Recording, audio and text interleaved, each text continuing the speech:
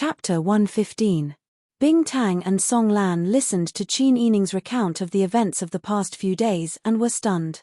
So that means that young Master Yarrow is Daju's Prince Zhengshiren? The rumored homicidal maniac who drinks raw meat and drinks blood? Bing Tang's eyes widened. Qin Yining nodded. But it seems that he is not like the rumors. Oh my god. I actually had so many chances to kill him with a single needle. Bing Tang spun on the spot. No wonder his aura is different from ordinary people, and he has such powerful martial arts skills. But I don't understand. Grand Preceptor Qin is clearly the person who killed the Protector General of the country by sowing discord. Thinking about it, you are little Wang Yi's enemy's daughter. His hatred for his father's murder is irreconcilable, yet he still treats you so differently. This is really puzzling.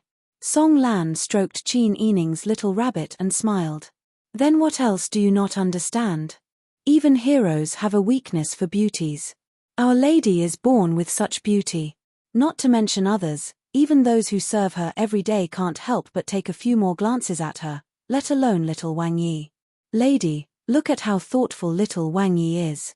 He even sent you a little rabbit to accompany you. This little rabbit is really cute. Bai seemed to understand Song Lan's praise. It rubbed its little head against Song Lan's palm and turned its little butt, wanting to jump off the bed. Qin Yining bent down to put it down and saw Bai hopping to the door. It looked like it wanted to go out but couldn't. It wants to go out.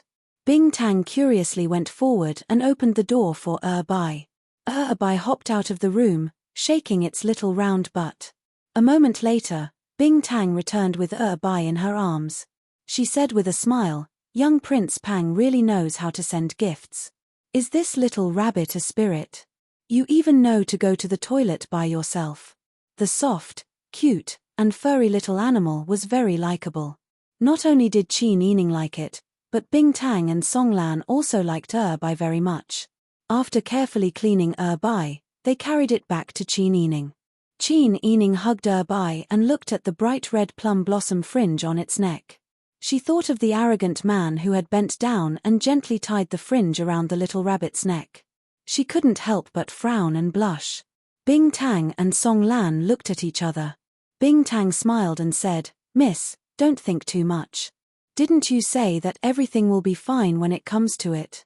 Previously, we thought that the future of this peace talk was bleak, but didn't we come here safely? Moreover, I'll be honest with you. Please don't be angry with me." While speaking, Bing Tang squatted down beside Qin Yining. She touched Bai's head with one finger and said, "I think young Prince Pang is not a bad person. Now there are many rumors in the city. If it's about you and Lian, I can't wait to kill that lecher. But if it's about you and young Prince Pang, I think you two are a perfect match." Song Lan nodded in agreement. "That's right. Little Wang Yi has saved your life time and time again. This time, he didn't just save your life at the immortal Taoist temple. If it weren't for little Wang Yi stirring up trouble in the military camp, you wouldn't have been able to escape from little Wang Yi's evil clutches. Even if the Grand Preceptor had protected you, the Emperor would have blamed you. After he stirred up trouble, who would the Emperor blame?" Qin Yining's face turned even redder after hearing their words. They didn't see how excessive this person was. She couldn't tell others how Pang Xiao had molested her and how he had forcefully kissed her. Although that person had a bad mouth and always liked to tease her, he still acted like a gentleman. She didn't expect that he would reveal his true colors in the military camp. He really looked like a devil incarnate. Seeing that Qin Yining was blushing and didn't speak, Song Lan and Bing Tang also tactfully kept quiet. After all, women in this world were weak. For a woman like Qin Yining, her future was never up to her. If they said too much and changed the young lady's character, what if fate had other arrangements in the future? Wouldn't they be sad?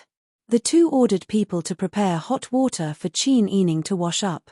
Qin Yining declined the dinner party set by Magistrate Liu and fell into a deep sleep. She was so worried in the military camp that she couldn't eat or sleep for several days. This time, she slept soundly and didn't wake up until dawn the next day. Qin Huayuan and Kui Wenqing had a discussion and decided that they shouldn't delay in Shihua City. They sent people back to the capital early to deliver a letter to the emperor and tell him the good news of the successful peace talks. They only slightly reorganized themselves before leaving Shihua city. When they left, the common people lined the streets to send them off. Some people even shouted the name Wise Pan An. Qin Yining, Bing Tang, and Song Lan sat in the carriage. They couldn't bear the excitement outside and curiously lifted the curtains to look outside. Bing Tang said in a low voice, "The two of us didn't do anything, but we can bask in the glory of Master and Miss and have a taste of being loved. This is the fox borrowing the tiger's power." When Qin Yining heard this, she gently held Bing Tang's hand. Bing Tang had a hard life. The Tang family didn't survive. If they could survive, the common people would love and respect Imperial Dr. Tang. Bing Tang seemed to understand what Qin Yining was thinking, so he smiled brightly at her. Song Lan had been looking outside the whole time. At this moment, he suddenly said, "Miss, look, isn't that little Wang Yi outside?" Qin Yining leaned over and looked in the direction Song Lan was pointing. She saw two men holding horses behind the convoy. They were wearing ordinary cotton cloaks and half of their faces were covered by the fur collar. Looking carefully, who else could it be but Pang Xiao and Huzi? What were the two of them doing? As if sensing Qin Yining's gaze, Pang Xiao, who had a cold face, looked at the carriage. The moment his eyes met with Qin Yining's, he suddenly grinned. Qin Yining's heart trembled when she saw his smile. She put down the warm curtains. Pang Xiao touched his nose and his face became cold again. He practiced smiling in front of the bronze mirror for a long time. "It can't be this ugly, right?" In the carriage, Song Lan said, "They disguised themselves and followed us out of the city. Are they going to the capital? I'm afraid that's not good." Unconsciously, Qin Yining stroked Bai from head to toe, stroking its fur. After a while, she finally calmed down her heartbeat and said, "Now that the peace talks have succeeded, Great Ju has withdrawn its army from its seclusion, and the diplomatic relations between the two dynasties have been restored. Even if they were to walk freely in the land of Great Yang Dynasty, no one would find fault with them." Bing Tang said, "Perhaps it's just on the way. Miss, don't take it to heart. As long as they don't have any ill intentions, there's nothing to be afraid of." Song Lan heard this and nodded. The convoy left Shihua city and sped up. Qin Yining observed them several times, and found that Pang Xiao and Huzi hadn't caught up with the team. She found it strange that these two people's speed was so slow. But she didn't think too much about it. When they came, they felt that the road ahead was long and bumpy. On the way back, everyone was anxious to return home. Even their footsteps were much lighter. The journey that took them 2 days on the way back only took a day and a half. On the afternoon of the 29th, the group of carriages arrived outside of Jingdo. The emperor knew that the peace talks had been successful and that everyone was on their way back. He had already arranged for eunuchs to wait in front of the city gates. When they saw Qin Huayuan's group, the eunuch, who was wearing an iron-gray eunuch uniform, respectfully bowed. He smiled and said, "Grand Preceptor Qin, official Kui, the emperor's order is for you to set up camp outside the city for the night. Tomorrow morning, the emperor will hold a welcoming ceremony and will personally lead all the officials out of the city to welcome you." Qin Huayuan smiled and said, "Yes, I'll have to trouble eunuch to convey the emperor's words to me. I deeply admire the emperor's painstaking efforts. Grand Preceptor Qin, you are the emperor's trusted aide. It is only natural that the emperor values you." The eunuch looked at the carriage at the back of the convoy and smiled. The emperor also ordered for Grand Preceptor Qin to arrange for Miss Qin to enter the city first. After all, there will be many people at the ceremony tomorrow. Was the emperor afraid that people would gossip behind his back? Was he using a woman to negotiate? However, Qin Huayuan wanted nothing more than to send Qin Yining back first, so that his daughter would not be under everyone's suspicious and speculative gazes. Therefore, Qin Huayuan smiled and said, "The emperor is indeed thoughtful. I would never have thought of this. I will immediately order people to send my daughter into the city. Many thanks, eunuch." The eunuch respectfully bowed to Qin Huayuan and Kui Wenqing, then took his leave and returned to the palace to report on the completion of his task. Qin Huayuan and Kui Wenqing ordered people to set up camp outside the city. They also arranged for about 10 people to escort Qin Yining back to the mansion first. When you see the Dowager Madam, please comfort her. Tell her that father will return to the mansion after the ceremony tomorrow. Qin Huayuan instructed Qin Yining. Daughter understands. I won't let the Dowager Madam worry. Qin Huayuan nodded and said, there are some things that can be said during the peace talks, and some things that can't be said. You have to be careful. Daughter knows what to do and won't speak carelessly. After all, this is a secret of the imperial court. Qin Yining agreed with a smile. Qin Huayuan knew that Qin Yining was very intelligent, so he felt relieved and smiled. Fortunately, we all came back safely. The days ahead will be good. There is still hope. Yes. Qin Yining looked at Qin Huayuan and couldn't help but smile. After this trip to negotiate, Qin Yining had a deeper understanding of Qin Huayuan. His admiration for his father had also deepened. After exchanging a few words with Qin Huayuan, Qin Yining boarded the carriage and led his people into the capital. When they passed by the Cloud Treading Inn, Qin Yining alighted and went to see Master Zhong. When Master Zhong saw that Qin Yining had returned, he was so happy that he knelt down and kowtowed to all the gods and Buddhas in the sky. I'm relieved that young lady is back. Qin Yining helped Master Zhong up and smiled. I've troubled you these past few days. Did anything big happen in the capital while I was away? Nothing else. I just heard that the Crown Prince had a big quarrel with the Duke of Ning.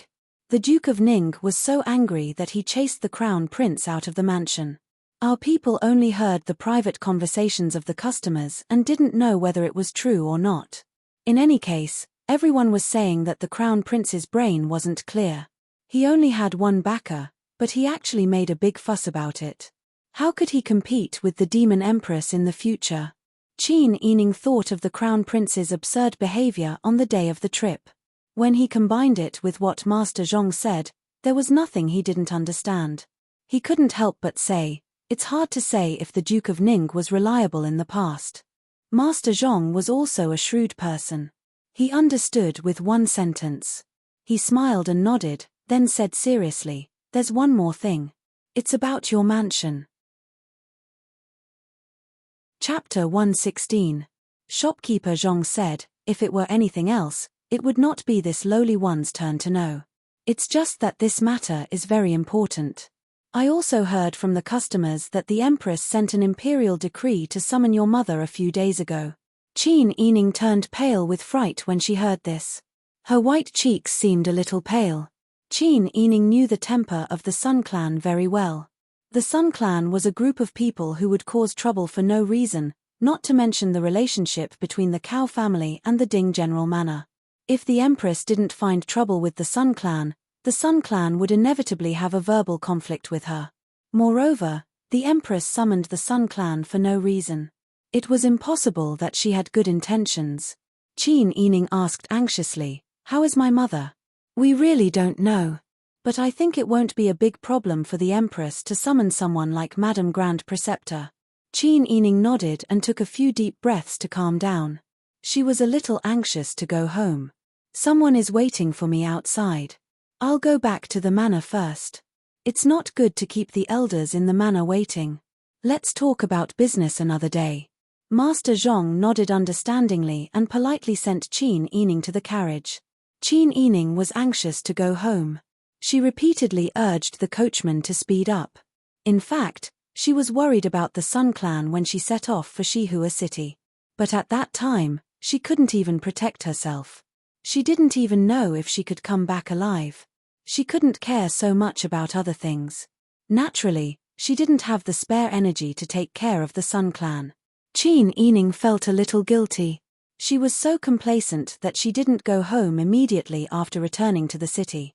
She even had the mind to check on her property first. Bing Tang and Song Lan saw Qin Yining's serious expression. They thought something bad might have happened to the magistrate, so they were a little worried. The carriage sped all the way back to Qin Mansion. When the gatekeeper saw that it was Qin Yining who came back, he was momentarily stunned. Song Lan and Bing Tang were also quick-witted. They instructed these people to bring the soldiers who had returned from the escort to drink wine. They also sent someone inside to report to Old Madam. Only then did the doorman react and order someone to rush in to pass on the message. Qin Yining handed over the escorts to the steward and instructed them to reward them. Then, he brought Bing Tang and Song Lan to Old Madam's Xiao garden. Meanwhile, in Xiao garden, when Old Madam received news of Qin Yining's return, she couldn't sit still. She put on a cloak with large sleeves and quickly walked out with Mammy Qin's support. Qin Yining had just passed through the hall of Xiao garden when he saw the Old Madam draped in a tea-gold-colored cloak embroidered with longevity patterns. "Grandmother. Ayo. My sister Yi." Old Madam sped up her footsteps. However, her small feet couldn't walk fast. When she walked too fast, she took 3 steps forward and 2 steps back. Her body was also somewhat swaying, causing her gold and jadeite hair ornament to also shake. It reflected her luxurious and jeweled appearance. "Grandmother, granddaughter is back." Qin Yining came close, lifted her skirt, and knelt down. She first saluted the Old Madam in a proper manner. Old Madam supported Qin Yining with both hands and repeatedly said, "Good, good, it's good that you're back. Where's your father?" Qin Yining smiled and said, "Father is still outside the city. He ordered me to come back first." When she heard that Qin Huiyuan had also returned safely, Old Madam beamed with joy and said, when they came to reply, "I thought that this group of little monkeys were coaxing this old woman. I didn't expect you to really come back." The head maidservants Ji Xiong and Ru Yi, as well as the other maidservants and senior servants in the courtyard, were all at the side. When they heard this, they all laughed and came forward to salute Qin Yining. The scene was very lively. Old Madam pulled Qin Yining's hands and looked him up and down. She didn't find any clues, so she said, "Come in with grandmother first to talk." She then instructed Mammy Qin, Lu Juan, "Quickly send someone to tell Laro and the maidservants that Sister Yi is back. Tell them to quickly come over. Dinner will be here." "Yes." Mammy Qin agreed with a smile. Old Madam held Qin Yining's hand and went up the stairs into the room. Naturally, there were maidservants who helped the two take off their cloaks. They bypassed the carved screen and went to the inner room. The two sat down on the Ahut bed with a red mattress by the window. Old Madam instructed Ji Xiong to bring a brass hand warmer for Qin Yining. She also asked the maidservants to serve tea and snacks. Then, she asked, "Why didn't your father come back with you? How did the peace talks go?" When she saw Qin Yining, she asked about Qin Huiyuan twice in a row before asking about the peace talks. How could Qin Yining not understand what was most important in Old Madam's heart? She had long understood Old Madam, so she didn't get angry. She smiled and said, replying to grandmother, "Father and Kui Daran of the Ministry of Rites were ordered to set up camp outside the city. The Emperor's decree is to hold a grand welcoming ceremony tomorrow morning. He will lead the officials to personally welcome Father and his party into the city to celebrate the success of the peace talks." When Old Madam heard this, she clapped her hands and smiled from the corners of her eyes. "Good, good. Did your trip go smoothly?" Replying to Old Madam, "Everything went smoothly. Father's talent is outstanding. Granddaughter only needed to watch from the sidelines. Father successfully completed the peace talks. It's really admirable." By saying this, Qin Yining was telling Old Madam that she didn't have a place to use her talents this time. She was still a virgin. At the same time, she praised Qin Huiyuan and also indirectly flattered Old Madam. Qin Yining finally saw through it. Old Madam was selfish and snobbish. She was very ruthless to everyone. Perhaps all her love in this lifetime was used on Qin Huiyuan. Praising Qin Huiyuan made Old Madam happier than praising her. Sure enough, Old Madam beamed with joy and nodded repeatedly. She said to Mammy Qin, Ji Xiong, and Ru Yi, who were beside her, "Your first master was different from others when he was young. He was extremely intelligent. Now, he was able to complete such a major task, restore peace to the other two countries, and prevent the people from suffering. It's really a great contribution. The history books will also record this down carefully. He's really worthy of being my family Qin's son. Isn't it because Old Madam taught him well?" Mammy Qin also took the opportunity to praise Old Madam, making Old Madam laugh complacently. While they were talking, the sound of disorderly footsteps came from outside. The The door curtain was lifted, and second madam and third madam came in with the young ladies of their respective branches. Qin Yining stood up and swept her gaze over everyone. She didn't see the Sun Clan's figure. Her heart was in suspense, but she still smiled on the surface and greeted second madam and third madam, second aunt, third aunt. Sister Yi, you're back. Second madam and third madam greeted her with a smile. In fact, in their opinion, Qin Yining's reputation was ruined the day she left the city. Now that she was back, they couldn't find the right attitude to face her. The two of them secretly sized up Qin Yining, wanting to see if there were any changes in her. Qin Yining could also see the awkwardness of her sisters in the family. She also saw old madam's expression of wanting to ask but being too embarrassed to directly ask. She suppressed a fire in her heart. She smiled and asked, "Why don't I see my mother? Is her body not feeling well again?" When everyone heard this, they all fell silent. Chapter 117. When the Dowager Madam met Qin Yining's gaze, her expression became somewhat awkward.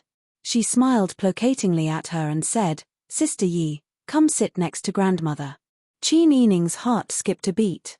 She calmly sat next to the Dowager Madam and looked at her with her large, clear eyes. When the Dowager Madam saw her clear and pure gaze, a sense of guilt arose in her heart. She held Qin Yining's slender and fair hand with her dry hand and patted it.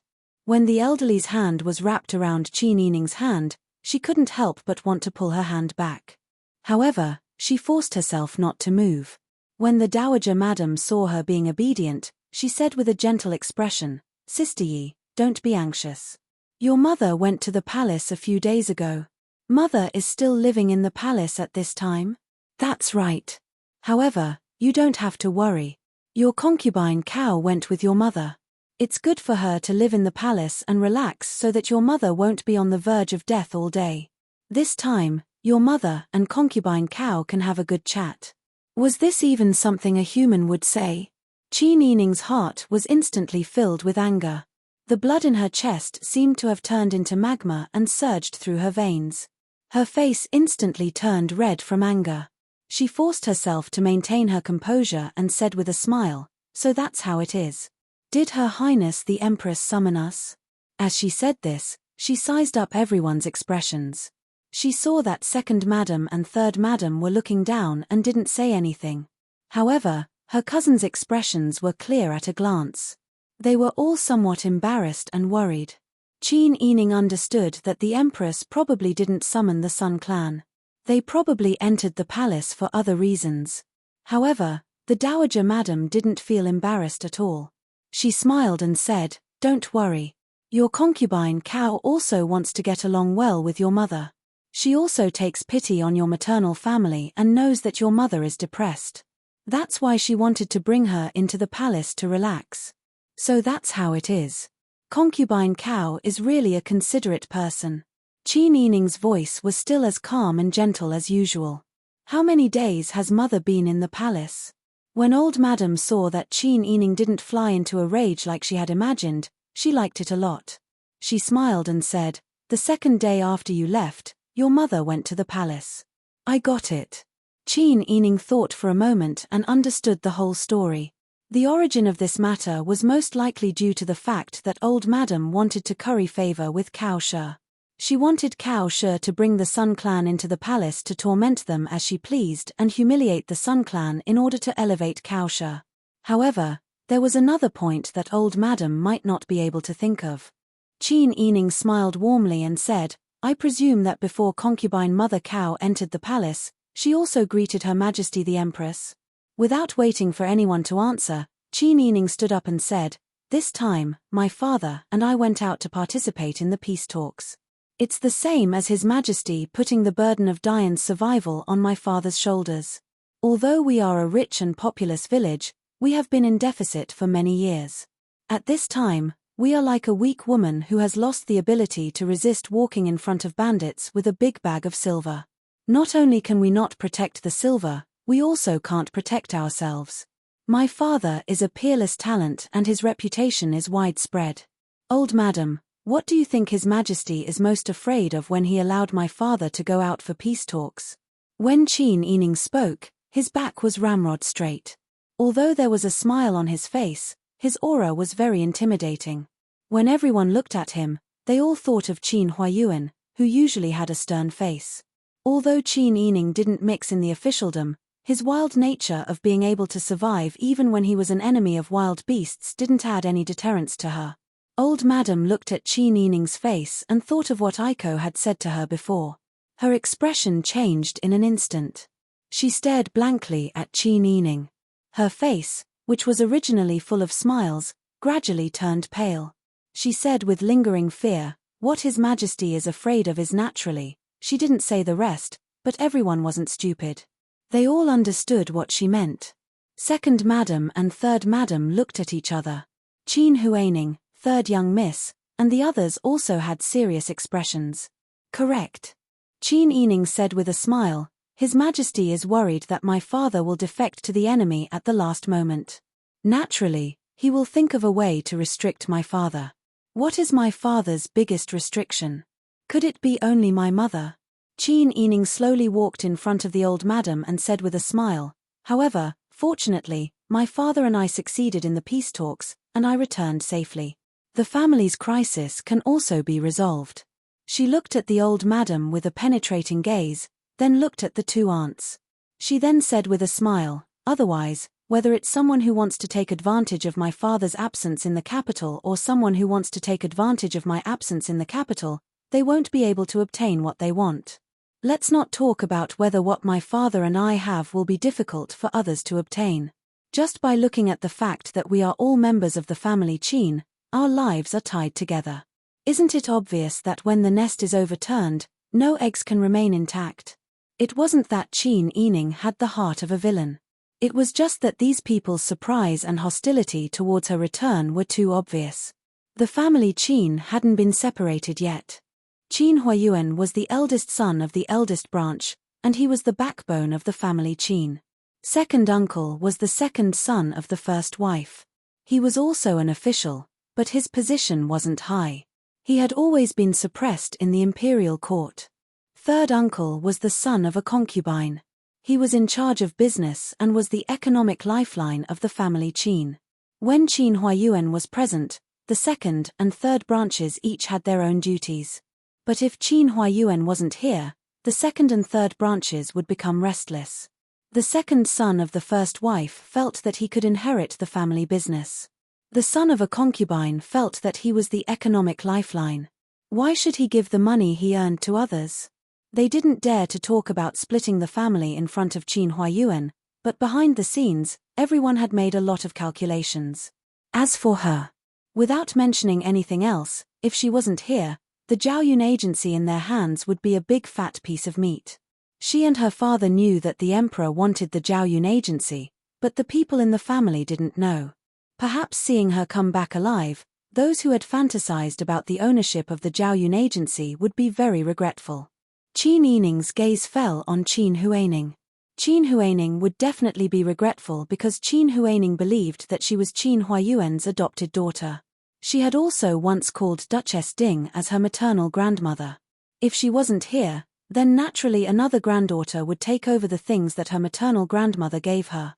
And now that the Sun clan had seen through Qin Huaining's sinister schemes, they naturally wouldn't allow the Zhaoyun agency to fall into Qin Huaining's hands. Therefore, the existence of the Sun clan was a stumbling block to Qin Huaining's plan. These simple-minded people, who only saw the petty benefits in front of them, didn't think that if the peace talks failed, or if she and Qin Huayuan didn't come back, they would probably lose their lives. What else could they scheme against them? Qin Yining wasn't saying alarmist words to scare them. Instead, he uncovered these reasons and let them think about it themselves. If they could become more afraid the more they thought about it, then it could be considered a punishment. The old madam's face was snow-white. Even second madam and third madam's expressions were very awkward and unsightly.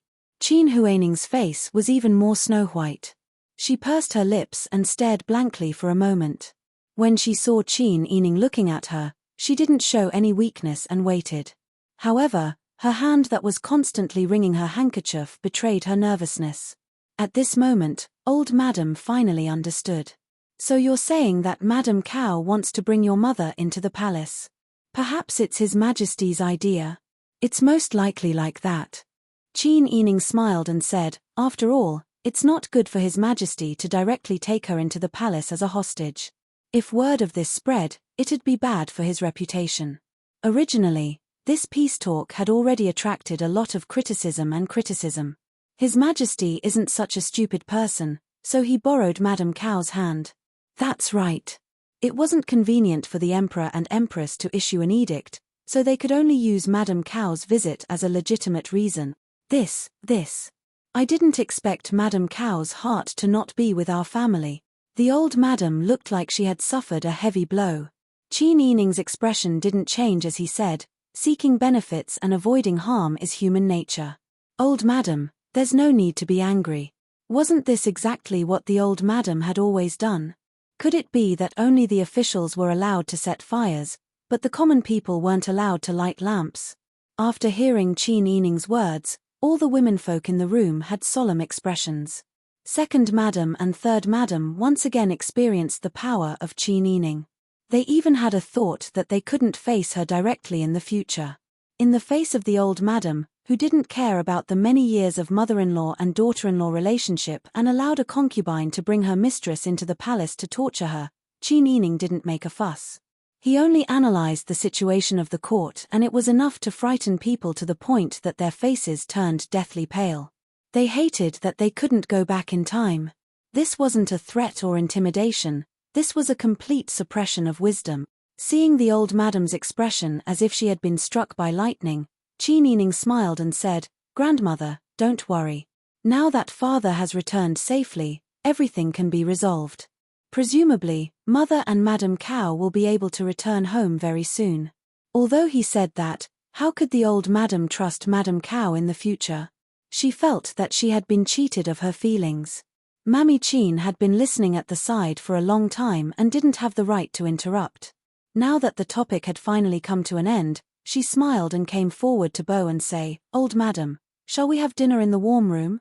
The old madam's face was ashen as she nodded. She looked like she had lost all interest. Qin Yining lowered his eyes and hid all his emotions under his long eyelashes. After the banquet, everyone returned to their own courtyards, each with their own thoughts. Qin Yining wore a small jacket and hugged Bai as he sat cross-legged on the Arhat bed by the window. He frowned as he thought about something. Qiu Lu added a lamp into the room, brightening up the dimly lit bedroom. Song Lan and Bing Tang were filled with righteous indignation. They cursed as they sewed the soles of the shoes. "How shameless. I have never seen such a person. She took advantage of our absence to bully Madam. What kind of person is she?" Qiu Lu sighed and said, "That can't be helped. Without Missy around, Madam doesn't have a backbone. Huaining Miss will only add fuel to the fire in front of the old Madam. It's not like you don't know the old Madam's temper. She will lose her sense of direction with just a few words." "I think she will lose her sense of direction." Bing Tang used a needle to poke the soles of the shoes. Song Lan made a hushed gesture and turned to look at Qin Yining. Qiu Lu changed the topic and said, "Miss, while you were away, a few people from our master's study also left." Qin Yining came back to his senses and said with a smile, "I found out that Liu Ya and the two maidservants are missing. Did they go to Snow Pear Courtyard?" Chapter 118. Qin Yining had long seen that Liu Ya was not a well-behaved person. She was only by her side to go through the motions and did not serve her wholeheartedly. She originally thought that if such a person did not cause any trouble, it would be fine to just let her be. She did not expect that she would take the opportunity to leave. "It's good that such a person left," Bing Tang said. "This person is used to being stubborn." This servant saw that she was not a well-behaved person. "It's good that she left, lest Miss gets into trouble for no reason." Qin Yining nodded and said, "Actually, quality is more important than quantity. In a large family like ours, having too many people would be more troublesome." "Miss is right." Bing Tang and Song Lan both nodded. While the master and servant were talking, the voice of a young servant girl could be heard from outside. Qin Yining asked doubtfully, "Go and see who's here. Why is there someone here so late?" This servant will go and take a look. Bing Tang put down her needle and thread and quickly went downstairs. Not long after, she returned and replied, "Miss, a servant girl from Old Madam's courtyard came to pass on a message. Tomorrow morning, His Majesty will hold a welcoming ceremony. Old Madam ordered people to book the second floor of Zuetian restaurant, which faces the street. She said that she will bring the whole family to admire Old Master's charm." Qin Yining could not help but find it funny. The peace talks between Daju and Dian were successful. To the people in the capital who were already scared out of their wits, this was something even more joyous than the New Year. Moreover, His Majesty attached great importance to this matter and even wanted to hold a welcoming ceremony to bring all the civil and military officials to welcome them. Old Madam valued Qin Huayuan so much and loved vanity. They were probably not the only family who wanted to go and watch the show.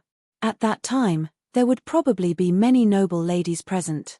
Indeed, when there was a chance to show off, she would not be careless. The Sun Clan's situation in the palace was still unknown, but Old Madam was only thinking about these things. When Qin Yining thought about how the Sun Clan was treated like this after marrying into family Qin for so many years, he felt that it was not interesting. "I understand.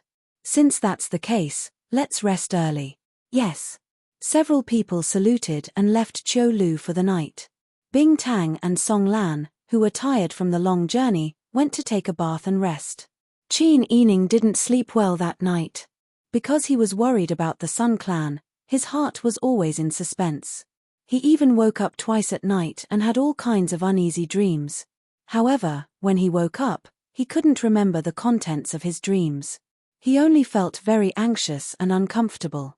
The next morning, after Qin Yining had a simple breakfast, he went to Xixiao Garden to pay his respects. Today, Old Madam wore a very eye-catching red robe. Not only did she put on makeup, but she also wore a red headband inlaid with rubies. Even when the granddaughter and grandson of the family Qin held a wedding, Old Madam might not dress up like this. Second Madam, Third Madam, and Qin Huaining were chatting with her at the side. It was a lively scene. Qin Yining looked at Qin Huaining's peach-colored 8-piece robe and expressionlessly sat down at the side. A person with a heart, even if they didn't say it, still had a heart. For a heartless person like Qin Huaining, even if he said it 10,000 times, it still wouldn't change his mind. In any case, Qin Huaining didn't care about the people of Duke Ding's household. Presumably, maternal grandfather, uncle, and cousins wouldn't care about how Qin Huaining dressed in the underworld. Second Master and Third Master arranged for a manservant outside to inquire about the news. At precisely 7 in the morning, someone came in to report, replying to Old Madam, His Majesty's Imperial Carriage and Her Majesty the Empress's Imperial Carriage are already near the city gates. All the civil and military officials are accompanying them. They will soon receive them. Old Madam nodded repeatedly and said with a smile, "Since that's the case, let's also set off. Let's take a detour to Zuetian restaurant first. That place isn't far from the city gates. The view from the second floor is excellent. We can see the entire group coming back. In the end, it's Mother who is considerate." Third Madam smiled and flattered. "That's right. Grandmother's idea is excellent. We also want to see the glorious scene of Father's return. This is truly an important matter that will bring glory to our ancestors." Qin Huaining also echoed. When Old Madam heard this, it was as if she had eaten a happy fruit. Her entire body felt very comfortable and she couldn't help but laugh cheerfully. Qin Yining looked at these people laughing and chatting happily and felt even more irritated. In any case, they didn't have feelings in their hearts and didn't care about the Sun Clan. They also couldn't be expected to care about the Sun Clan's safety. Not long after, a servant came to report, "The carriage has been prepared. Old Madam, Madam, and young Miss, please set off." Everyone dressed neatly and clustered around Old Madam like stars surrounding the moon. The group of people took a detour to Zuetian restaurant. Only then did they go upstairs and push open the lattice window on the second floor that faced the street. They saw that there were already commoners on both sides of the road who were craning their necks to look outside. In the crowded crowd, only black heads could be seen. Everyone had a smile on their faces as they cheerfully discussed. The line of commoners stretched in both directions and simply couldn't see the end of it. Normally, the womenfolk rarely came out. Even if they saw the sea of people today, it was still very interesting. The girls leaned against the window and watched while whispering to each other. Qin Yining stood by the window on the far right side. He could see the city gates with just a tilt of his head. She saw that the cleaned street extended to the front of the city gate. Suddenly, a person on a horse galloped over. That person was wearing an iron-grey eunuch's uniform. He shouted loudly, "The Emperor and the Empress have returned to the city." As soon as his voice fell, the sound of firecrackers exploded. Green smoke rose everywhere and red dust flew everywhere. The commoners all laughed happily and repeatedly applauded. The womenfolk of the family Qin restaurant couldn't help but crane their necks to look outside. At the large city gates, the Emperor and Empress walked at the front, followed by Qin Huayuan and the Crown Prince. Behind them were the civil and military officials dressed in neat official robes and arranged according to their ranks. Qin Huayuan, who was dressed in a red official robe and had a tall and straight posture, looked particularly out of the ordinary in contrast to the officials with varying appearances. Upon closer inspection, there was a bit of an immortal aura. The Emperor wore a bright yellow dragon robe and held the Empress, who was dressed in a red phoenix robe. Under the protection of the guards, they walked down the street and waved to the commoners on both sides of the road. It was unknown whether the commoners were doing it themselves or if they had already arranged for someone to take the lead. Suddenly, someone loudly shouted, "Long live the Emperor! Long live the Empress! The Emperor is blessed and blessed. Today, the weather will be smooth." Following this, the commoners all bowed. The womenfolk of the family Qin restaurant all bowed when the Emperor passed by the drunken immortal restaurant. They didn't dare to look directly at the Emperor. The Dowager Duchess led the womenfolk to kneel on the ground. She continuously nagged, "He really is the son of our family Qin restaurant. His ancestors have accumulated merit and brought glory to our family Qin restaurant." Not only was the Dowager Duchess proud, Qin Yining also felt very proud. After all, to be able to reach Qin Huayuan's position as an official, his grace and glory had already reached the peak of his life. This was something that many people wished for but couldn't obtain. Who knew that just as Qin Yining was thinking this, he suddenly heard a commotion outside. He could faintly hear the cries and curses of the commoners. Chapter 119. The 20 or so assassins were all dressed as commoners. Today, there were so many people and the scene was so crowded that no one would pay attention to the assassins if they blended in with the crowd.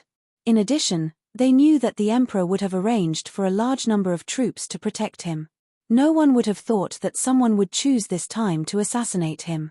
The assassins held steel knives and clubs as they rushed out of the crowd and headed straight for the Celestial Empress.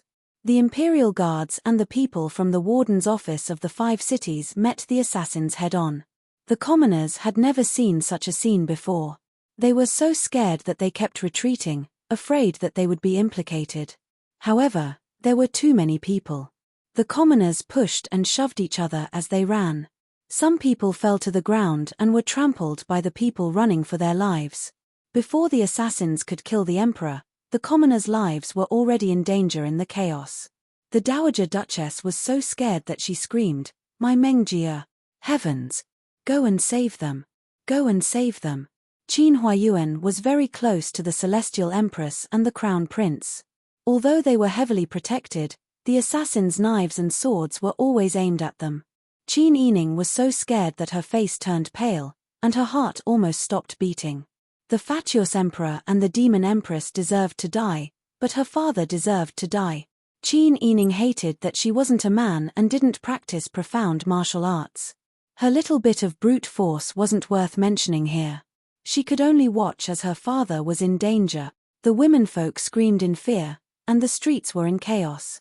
The adults screamed, the children cried, and the screams and shouts of fighting and killing were so piercing that it hurt one's eardrums. Qin Yining didn't scream like her cousins. Instead, she leaned against the window and stared at the situation on the street. At this time, a few assassins had already broken through the Imperial Guard's encirclement and were heading straight for the Celestial Empress. Qin Yining realized that these people's targets were the fatuous emperor and the demon empress, not Qin Huayuan. Seeing this, Qin Yining was slightly relieved. If the demon empress and the fatuous emperor died, this country might be able to recover its prosperity. However, she was afraid that the knives and swords had no eyes and would hurt Qin Huayuan. Just as he was thinking this, he suddenly heard a series of screams coming from the direction of the city gate.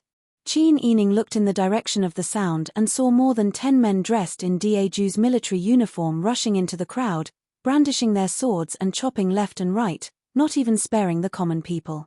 They rushed straight toward Qin Huayuan's direction, shouting, "Take down Qin Meng."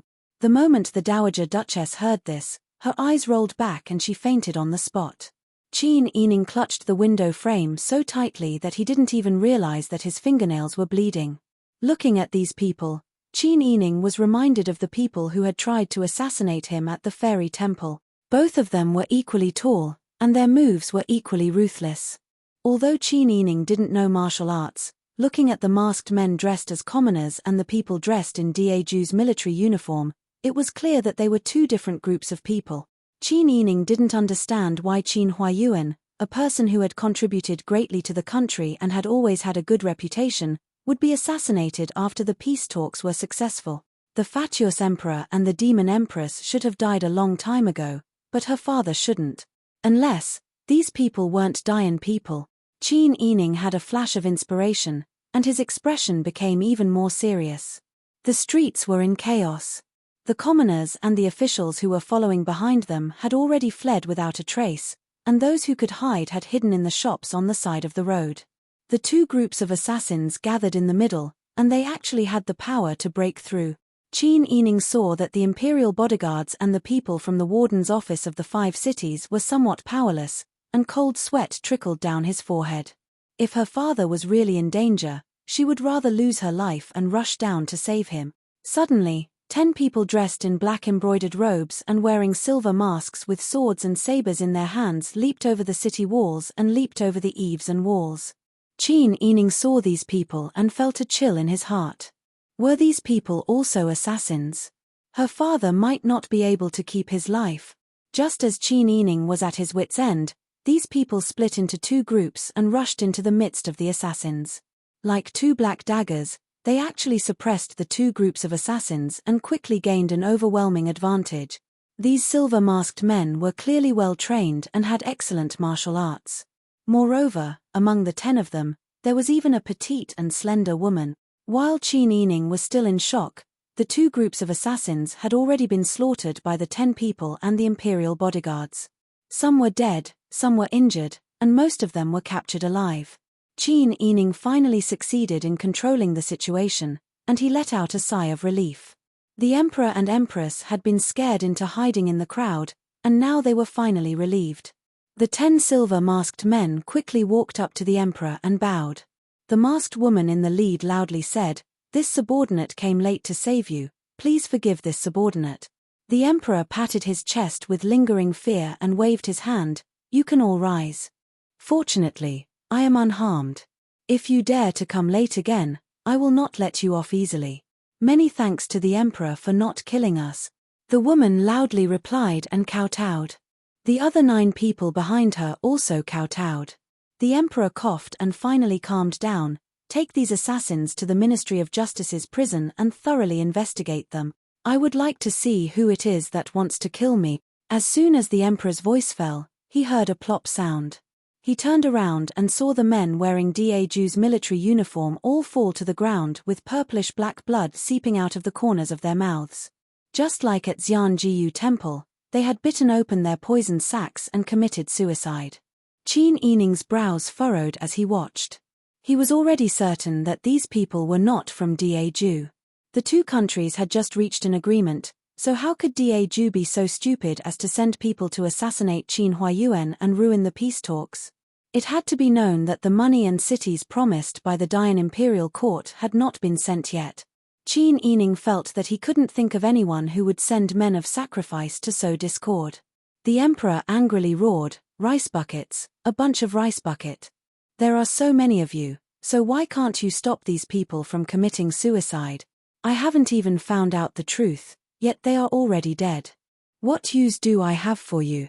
The assassins dressed as commoners were enlightened and followed suit, planning to bite their tongues.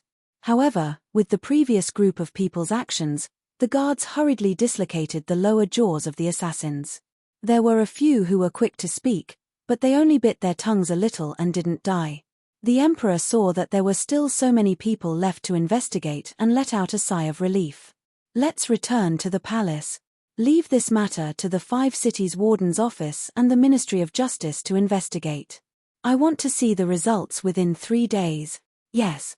Official Shu of the 5 cities' warden's office responded with a bitter expression.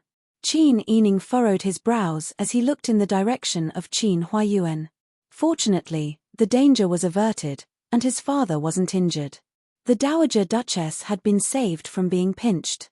After confirming that Qin Huayuan was fine, she also let out a sigh of relief. Qin Yining watched as Qin Huayuan was about to get into the carriage. Only then did he remember that the Sun clan was still in the palace. She hurriedly led Bing Tang and the others downstairs. Just as she arrived at the entrance of Drunken Immortal Restaurant, her gaze met with Qin Huayuan, who was getting into the carriage. Qin Huayuan saw that Qin Yining was here and frowned slightly. He thought for a moment, then called over a small eunuch who was accompanying him and whispered a few words to him. The eunuch nodded repeatedly and turned to walk towards Qin Yining. Chapter 120. Greetings to Miss Qin. The eunuch folded his sleeves and cupped his hands in salute. Qin Yining knew that the eunuchs in the palace were the ones that could not be offended the most. Everyone was sour when making sugar, so she smiled politely and said, "Greetings, eunuch." The eunuch did not dare to accept Qin Yining's salute and hurriedly avoided it. He smiled and said, "Grand Preceptor Qin saw that Miss was here and specially ordered this servant to ask Miss if something happened at home." Qin Yining had a bitter expression and said, still in a state of shock, "Today is such a grand ceremony. My old grandmother and all of us came out early just to see the majesty of the imperial family. We did not expect to encounter such a thing. Grandmother was worried about the safety of the emperor and empress, and worried about father's health, so she specially ordered me to come down and check. The old lord of your residence is truly sincere and motherly." The eunuch bowed towards the stairs and said with a smile, "The emperor and empress are blessed with good fortune." Disaster turned into good fortune and danger turned into safety. There is nothing wrong with that. Grand Preceptor Qin is also fine. Miss, please tell your old lady. Yes, thank you, eunuch. Qin Yining bowed again and thanked the eunuch. She raised her hand and used the large cloak as a cover to slip a bag of ordinary workmanship and exquisite material into the eunuch's hand. The eunuch thought that he had never seen a young miss of a noble family with such pure skills and was stunned for a moment. He pinched it and knew that there must be a lot of golden beans inside. His face bloomed with a smile as he calmly accepted the item. "This servant thanks Miss Qin." "Thank you, Miss Qin. Take care, eunuch. Please don't." Qin Yining nodded slightly and looked in the direction of the carriage when the eunuch turned and walked towards it. Qin Huayuan had observed Qin Yining's behavior just now. At this moment, he had a satisfied smile on his face. He nodded to Qin Yining and lowered the carriage's curtain. Qin Yining felt slightly relieved. It seemed that father was going to enter the palace soon. With father's intelligence and methods, he would definitely know that mother was in the palace at this time. Perhaps father would bring mother back when he returned home. Qin Yining guessed that the emperor would not harm his mother. After all, he still needed his mother to wait for her to see his father. Now that the peace talks were successful and his father did not commit treason, the emperor felt relieved and was determined to return the imperial tutor's wife. After settling his worries for the time being, Qin Yining went upstairs to comfort the frightened old madam. After the old madam calmed down a little, the whole family returned to Qin Manor. On the way back to the manor, everyone gathered at old madam's Xiao garden. Each of them still had lingering fears. The womenfolk didn't go out all year round. They were used to living a comfortable and wealthy life. They had never seen such a killing scene. The timid sixth miss was so scared that she wet her pants on the spot. She still felt a little hot after returning to the foo and changing her clothes. Old Madam hurriedly instructed people to cook a medicinal soup that could calm the nerves and suppress the shock. She instructed everyone to take a bowl. The rest of the sisters were not like this. Only the sixth young miss was like this. She really felt embarrassed. At this time, the sixth young miss was blushing and burying her head. She was lying on the Ahat bed in Old Madam's inner room. A dignified unmarried young miss was so scared that she wet her pants. Second Madam felt that she had lost face and her expression was very ugly. Third Madam had the intention to mock the second branch. She glanced at the calm Chin Ening and sighed, in the end, Sister Yi is steady. She takes after eldest brother-in-law's temperament. She is calm and composed when encountering trouble. I think that there are few girls in our family who can compare to Sister Yi's temperament. Chin Ening raised his eyebrows upon hearing this. Was third aunt praising her or making hatred for her? Sure enough, after these words came out, everyone had an embarrassed expression on their faces. Second Madam looked at Chin Ening and tactfully refused to respond to Third Madam's words. However, the sixth young miss, who was lying on the Ahat bed, suddenly sat up and angrily glared at Third Madam. After all, she was a junior. Moreover, she was a concubine-born daughter who had been grounded by her parents several times. She didn't dare to make an enemy out of the third branch, who controlled the economy. She could only vent her anger on Chin Ening. Fourth older sister is of course amazing. How can ordinary unmarried young misses like us be as experienced and knowledgeable as fourth older sister? The meaning of the phrase experienced and knowledgeable was all-encompassing. Combined with the fact that Chin Ening had just accompanied them to the peace talks and was presented as a beauty to the presiding official of Daju, this kind of experienced and knowledgeable became the greatest filth and derogatory in the eyes of the unmarried young misses. After hearing the sixth young miss's words, some of the sisters frowned, some were worried, some were disgusted, and some, like Chin Ening, burst out laughing. Even the maidservants in the room couldn't help but blush when they saw this situation. If it was an ordinary girl, in this kind of situation, they would be so embarrassed that they would want to find a hole to hide in. Perhaps those who had a weaker tolerance would immediately bang their heads against a pillar to prove their innocence. However, Chin Ening only smiled and said, "Sixth younger sister, you flatter me. I have indeed seen a lot of things. Not to mention, sixth younger sister, you grew up at home and didn't see the hardships of life outside." During the peace talks between the two countries, father's heroic appearance when he argued with the scholars. This kind of scene should be recorded in the history books. Older sister isn't talented, but I have seen a lot more than sixth younger sister. As for courage, I'm also a bit braver. Using little tales to deflect 1,000 catties, she drew everyone's attention back to the sixth young miss, who was so scared that she wet her pants. The sixth young miss' face immediately turned red. She glared at Chin Ening, and tears quickly gathered in her eyes. Chin Ening hurriedly coaxed her, "Sixth younger sister, what's wrong? Don't cry. My father's success in the peace talks is glorious in the history books. This is a joyous occasion for our family. Sixth younger sister, why are you crying? Or do you mind, that kind of thing? It doesn't matter. Don't take it to heart. Who would talk nonsense about your matter outside? Even if grandmother dotes on you, she won't let others talk nonsense." The sixth young miss was so angry that her tears flowed, and she began to sob. The more she said this, the more it proved that the news of the sixth young miss peeing her pants had already spread throughout the entire residence. Even if no one said it, everyone knew about it. Old Madam touched her aching forehead and angrily rebuked, "All of you, behave yourself. Such a big thing has happened, yet you still have the heart to bicker. You can't share the family's worries and only know how to cause trouble. What's the use of having a group of useless girls like you?"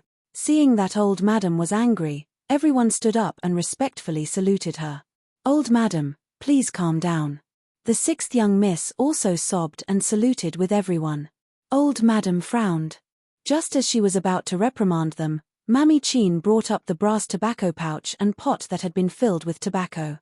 Old Madam's attention was diverted, and she stifled her anger in her heart. After taking a few puffs, she felt a bit better. Chin Ening smiled at the right time and said, "Old Madam, Don't worry. I just met with father. At this time, father followed into the palace. Presumably, there's a banquet in the palace and he will return to the residence soon. At that time, you will naturally be able to reunite with father. She observed the old madam's expression and saw that although the old madam seemed to like it a bit, she was still frowning as usual. She then said, "Our family is now in a situation where the fire is adding oil to the fire and the flowers are blooming. Father has made a great contribution this time, and His Majesty will definitely reward him. At that time, he will bring honor to the family. It's also old madam who has taught your son well." These words made old madam's heart feel a lot better. She took a few puffs from the tobacco pouch and said, "En." It could be considered that her anger had subsided. Seeing that Qin Yining coaxed old madam to like it with a few words, everyone was relieved. Third madam began to flatter her again, and everyone else followed suit. Only sixth young mistress cried with grievance. Qin Yining sat beside her and persuaded her in a low voice. From time to time, the two of them would raise their heads to look at Qin Yining and chatter for a while. Qin Yining didn't care about what they said about him behind his back. Only incompetent people who didn't dare to confront him head-on would gossip behind his back. Now that she had gone on a trip with her father, she had seen such a big battle and had also seen the bloodshed. She felt that her mind had been opened up a lot. This kind of trivial matter could no longer enter her eyes. It was only a matter of block soldiers with arms, water with an earth weir. She was now worried about her father and mother. Also, who was the one behind this assassination attempt? She didn't care whether or not someone wanted the dog emperor's life, and she also didn't care whether or not the demon empress died. What she cared about was those people who dressed up as Daeju's soldiers to target her father. Would these people fail and try again? If the Dayan official who was in charge of the peace talks was assassinated right after the peace talks were successful, wouldn't it be a provocation to the Yang dynasty and Daeju? The people of Daeju would think that the Yang dynasty looked down on Daeju or wanted to renege on their promise. The Dayan dynasty would also suspect that Daeju wanted to tear up the peace treaty. If Daeju and Dayan continued to fight, who would benefit from it? Would it be the Miaojiang that bordered Dayan? Or would it be the Taitan in the north of Daeju? Percent at this time, there was no banquet scene in the palace as Qin Yining had expected. The imperial study was so quiet that one could hear a pin drop. Qin Huayuan knelt on the shiny black marble floor. His expression was solemn as he lowered his head. The emperor paced back and forth in front of Qin Huayuan with his hands behind his back. Good job, good job. I have worked hard for this country for 35 years, and now I've been assassinated. Moreover, the people who tried to assassinate me were all these people. Your Majesty, please quell your anger. Qin Huayuan kowtowed. Quell my anger. How can I quell my anger? The emperor angrily grabbed the secret report that the silver-masked man had delivered and threw it in front of Qin Huayuan. Let me see it for myself. How can I quell my anger? Qin Huayuan's heart jumped. He lowered his head to read the contents of the secret report and was immediately shocked. His face instantly turned pale. Your Majesty. Qin Huayuan bowed to the ground and kowtowed 3 times. This official's family has always been loyal and devoted to Your Majesty. Even if Your Majesty wants this official to die, this official will not hesitate to do so. Your Majesty, please understand. Seeing that Qin Huayuan, who was usually like a celestial being, was really anxious, the emperor finally eased up a little. After thinking carefully, a smile appeared on the emperor's face. It was completely different from his previous anger. He gently helped Qin Huayuan up with one hand. Beloved official Qin, you have always served the country wholeheartedly. Right now, your wife is a guest in the Empress Palace. You've also read the secret report. Those people dared to assassinate me, so I can't let them live. Now, as long as you accompany me in this play, I will be at ease. I will also reward you generously. Qin Huayuan felt his hands and feet go cold. Chapter 121. In Qin Manor, old madam happily ordered people to prepare a sumptuous banquet. She also ordered people to guard the path that Qin Huayuan had to pass by every 50 steps. Once they saw Qin Huayuan's carriage, they would immediately enter the manor to report. Everyone stayed in Ci Xiao Garden to chat with old madam. The joyous atmosphere was even livelier than the previous New Year's celebrations. Qin Yining naturally couldn't return to Soaring Pavilion first, so he could only stay here to chat. However, this wait lasted for 4 hours. The sky had darkened, but Qin Huayuan still hadn't returned. Old madam became somewhat anxious. If there was a banquet in the palace, they wouldn't keep people here for so long. What kind of banquet needs to be held until so late? If the emperor wanted people to stay, he should at least consider the longing of his family after not seeing them for many days. In the end, old madam revered the emperor and didn't dare to complain. However, she had already criticized him 1,000 times in her heart. Third madam was the one who knew how to curry favor. Seeing old madam's impatience, she smiled and said, "Eldest uncle has made a great contribution that will leave his name in history. It's appropriate for the emperor to keep him here to chat. Only eldest uncle can have such an honor. If it was someone else, I'm afraid they wouldn't be able to receive such treatment in their lifetime." "That's right, grandmother." Qin Yining also joined in with a smile. "We're all family Qin people. It's easy to see father, but it's difficult for those officials and colleagues outside to talk to father. Why don't we take advantage of today's banquet to have a good chat?" Qin Yining had been the most doted on by old madam for more than 10 years. Ever since Qin Yining returned, he had suppressed her in every aspect. Now that she was once again at old madam's side, she was both emotional and excited. Naturally, she used all her skills to make old madam happy. In old madam's mind, the image of Qin Huayuan being the moon surrounded by stars appeared. When she thought of how her son had always been filial to her, her heart felt as if it had been soaked in a jar of honey, and she couldn't help but laugh heartily. Seeing that old madam was happy, third madam and Qin Huayning laughed and joked with old madam. Sixth young miss, seventh young miss, and eighth young miss also joined in the fun, making old madam beam with joy. Qin Yining sat with the third miss, drinking tea and chatting in low voices. He didn't have the slightest intention of going up to her. Third miss was already engaged, and the day of her marriage was not far away. Moreover, she was usually aloof from worldly affairs. On the other hand, Qin Yining had seen through old madam's nature. She didn't want to beg for the pure familial affection that she had always longed for. In addition, old madam didn't like her and the Sun clan now.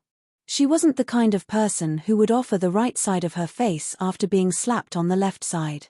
Just as the womenfolk in the room were talking and laughing, they suddenly heard a burst of hurried footsteps from outside, and a man's voice could be faintly heard. "It must be Meng Jie coming back." Old madam smiled and looked at the door. But when the door curtain was lifted, the person who came in was Qin Huayuan's Chang Sui, Chi Tai. Chi Tai entered the door and knelt down with a plop. "Old madam. Something has happened in the palace." Old madam and everyone's smiles froze on their faces. "Quickly say, what happened?" Replying to old madam, there was a big banquet in the palace. Lei Oi and madam also attended. The emperor rewarded Lei Oi. Because of Lei Oi's contribution in the peace talks, the emperor bestowed Lei Oi the title of Marquis of Anping. "This is a good thing," third madam said happily. Chi Tai kowtowed and said, "It's a good thing," but the empress then said that a hero like Lei Oi should have beauties to serve him. She chose Lu Jiyu and Shu Siren from the empress palace and bestowed them to Lei Oi. She said that they were for bearing children. These two were favored by the emperor, and the emperor didn't object when he heard it. First madam rejected the empress in public. Then the empress quarreled with first madam. The empress said that first madam was a jealous woman. First madam insulted the empress as a demon empress, destroyed other people's families, and killed loyal people. All kinds of words were extremely sharp. In anger, the empress ordered people to kill first madam, saying that she wanted to give her poisoned wine. The room was silent, and everyone's faces were pale. Qin Yining's mind was buzzing.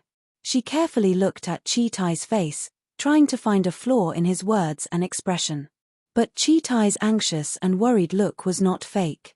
If it was said that the Sun clan's resentment towards the emperor and empress was really not small. But the people of the Sun clan, even if they were full of resentment, They did not have the courage to insult the Empress in person unless they were forced to. The grudge between the Duke Dingwa's mansion and the Cao family was not new. Even if the Sun clan hated the Empress these days, they could see the Empress when they went to the palace to pay their respects on the first day of the new year, but she did not see any discord between the Empress and the Empress. On the day she went out, the Sun clan had also lived in the palace for a while, and nothing happened during this time.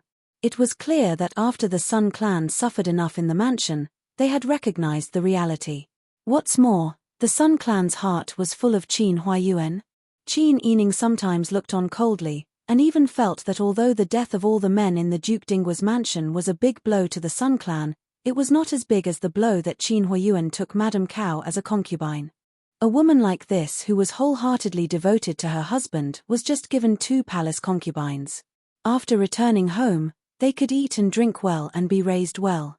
Qin Huayuan had concubines, so why would the Sun clan insult the Empress in the palace? Could it be that there was something fishy going on here? But the matter had already happened, and she couldn't have the slightest bit of luck. Chi Tai, carefully explain the scene at that time to me. Chi Tai hurriedly nodded and said, replying to 4th young miss, I didn't see the scene at that time. It was after the incident inside that the master ordered an eunuch to come out and pass a message to me. I saw that the eunuch who passed the message was silent like a cicada in winter and didn't dare to say a word.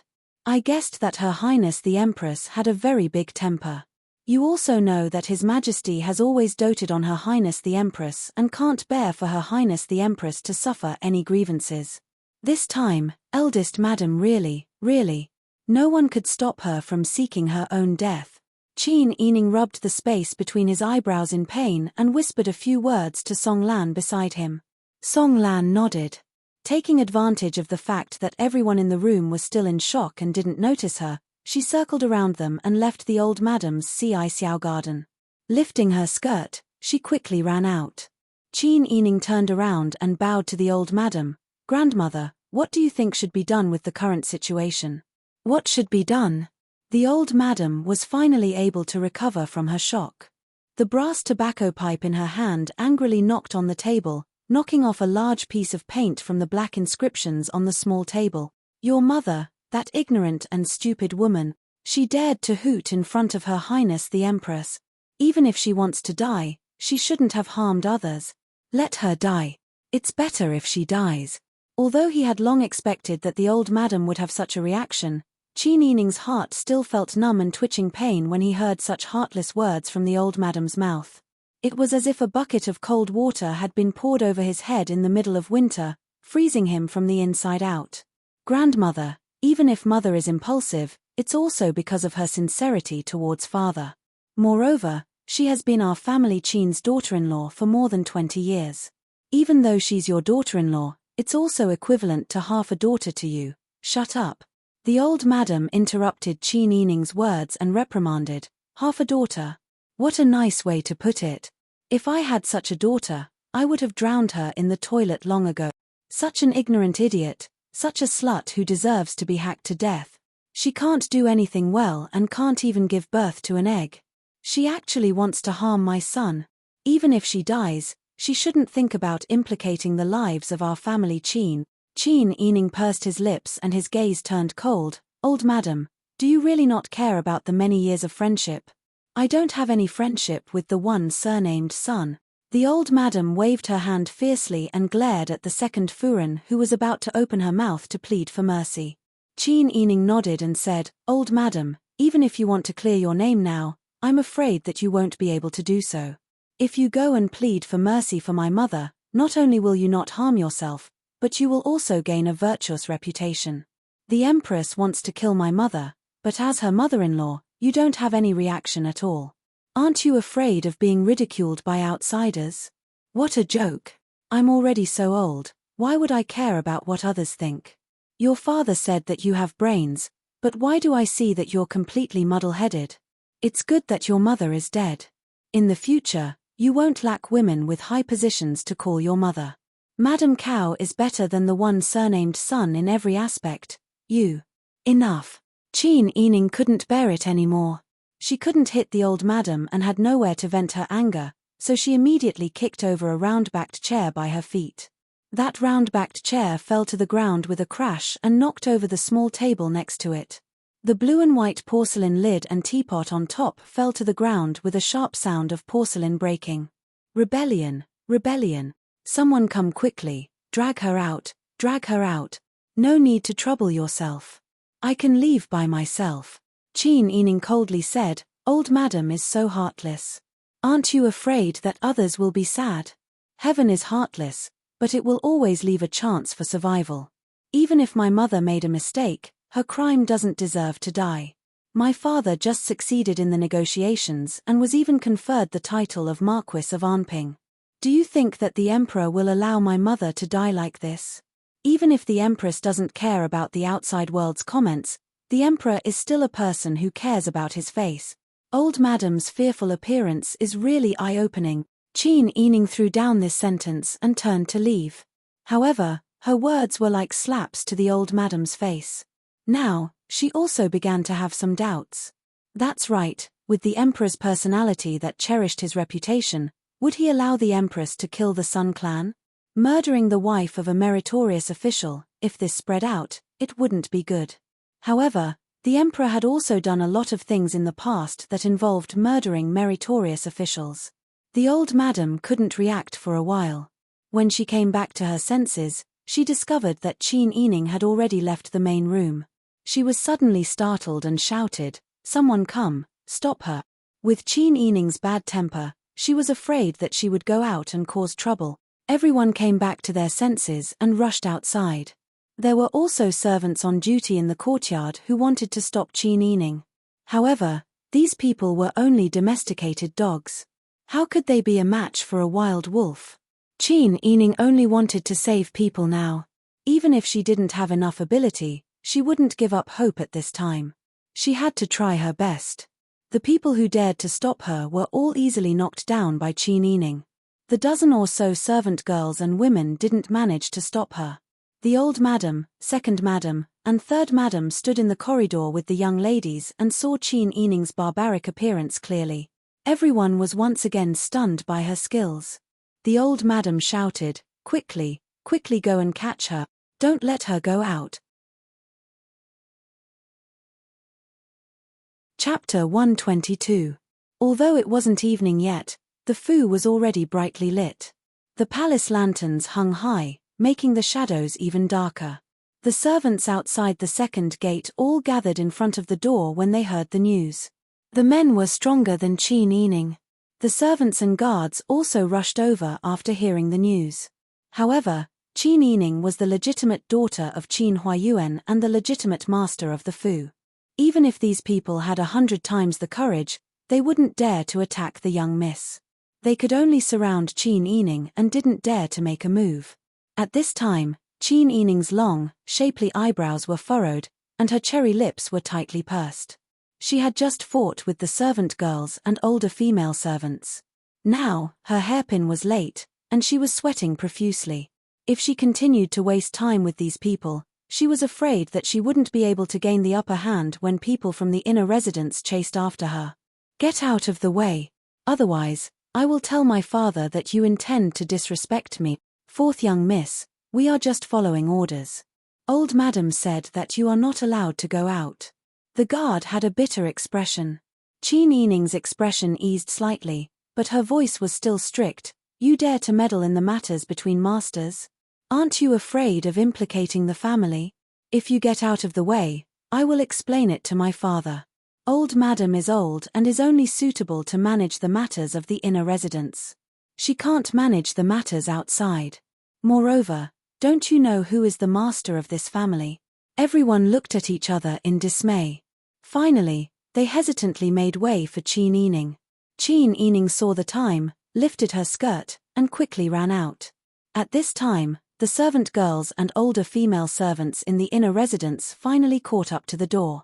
They were panting as they supported themselves against the wall and panted with their hands on their waists. Their mouths were dry as they pointed in the direction of Qin Yining. For a long time, they couldn't say a word. This fourth young miss was too good at running. They didn't see her use much strength, but she raised her leg and left them far behind. They saw that she had already disappeared. This group of servants from the outer courtyard were still foolishly standing there. The servant girls and older female servants were also very helpless. They could only return to report to Old Madam. When Old Madam heard that Qin Yining had broken out, she was so angry that she lost her temper again. The whole set of blue and white porcelain tea set in the room was smashed until not a single one was left intact. While the Old Madam was throwing a tantrum, Qin Yining had already arrived outside the Fu. He saw Master Zhong, Bing Tang, and Song Lan standing next to a horse carriage at the corner of the street, craning their necks to look in front of the Fu gate. Seeing that Qin Yining had come out, she hurriedly waved at her. Bing Tang lifted her skirt and ran over to support Qin Yining. "Miss, are you all right?" Thanks to Sister Song Lan calling for me, the two of us slipped out while no one was paying attention. Just now, we saw a lot of people rushing towards the second gate. We were worried that Miss wouldn't be able to break out. "Don't worry, they won't dare to touch me." While they were talking, Qin Yining arrived in front of the carriage. "Master Zhong, let's get in the car first. We'll talk on the way." "Yes." Qin Yining smiled gratefully at Master Zhong. He had Bing Tang and Song Lan sit with the driver outside, leaving Master Zhong to talk in the carriage. The carriage quickly rushed in the direction of the Imperial Palace. Inside the carriage, Master Zhong was still a bit reserved. Qin Yining smiled and said, "Master Zhong is an elder, so I'm just talking to the head shopkeeper." The word elder woke Master Zhong up. They were old enough to be grandfather and grandson, not to mention they were master and servant. No one could criticize them. Master Zhong relaxed and said with a serious expression, "I've already sent people to inquire about the matters in the palace. It's true that the eldest madam of the honored Fu had a direct conflict with the empress and was sentenced to death in a fit of anger. She hasn't been executed yet, so she should be locked up somewhere. We need to wait for the emperor's orders." Qin Yining frowned and said, "Is there really such a thing? Does Master have suspicions about this matter?" At first, I did have suspicions. No matter how muddle-headed the emperor is, he still cares about his face. My father just came back from a successful peace negotiation for him. How could he kill the wife of a meritorious official in the blink of an eye? Master Zhong shook his head and said in a low voice, "Our emperor's actions can't be judged by ordinary people's style." In order to protect himself, the emperor didn't even care about his face. Could it be that he hadn't done enough to harm the loyal and good? Qin Yining's brows were almost twisted into knots. He said anxiously, "Master Zhong, do we have a way to save my mother's life? Do we have any connections in the palace? Master only has to give orders. As long as I have the ability to do it, this old man will not refuse. Moreover, Zhao Yun Agency's connections are Master's connections." Master Zhong smiled when he said this. "Before coming, I heard about the matters in the palace. I guessed that Master wouldn't just stand by and do nothing. He would definitely think of a way to save the eldest madam. Therefore, I've already arranged for people to bribe the guards at the gate. When the time comes, we'll get the clothes of the eunuchs and think of a way to sneak in and steal the eldest madam out." Qin Yining looked at Master Zhong's wrinkled but smiling face that was very affectionate and sincere. His nose was sour and his tears almost flowed down. Master Zhong was an outsider, but he was still able to think of a way for her without caring about his own safety because of her previous efforts. Old Madam had been with her mother for nearly 30 years, but she was still so cold-hearted. The coldness in the Fu was already beyond Qin Yining's imagination. With a comparison, it was easier to see who was close and who was distant, and who was reliable. The carriage was narrow, but Qin Yining still bowed to Master Zhong. "I can't thank you enough for your kindness. Master, you mustn't do this." Master Zhong hurriedly supported him and said, "If it wasn't for Master, my family would have already been taken revenge by those people from Qingliu. My family would have been ruined and my family would have been destroyed. Perhaps the grass on my grave would have grown a foot tall. How could I still sit here and talk to you? It's not my style to not repay kindness. Master, you don't need to be so polite with me in the future." Qin Yining used his sleeve to wipe the tears from the corners of his eyes and said, "Okay, I won't mention it again in the future. What is Master's plan after saving her? If someone is lost in the palace, there will definitely be a thorough investigation.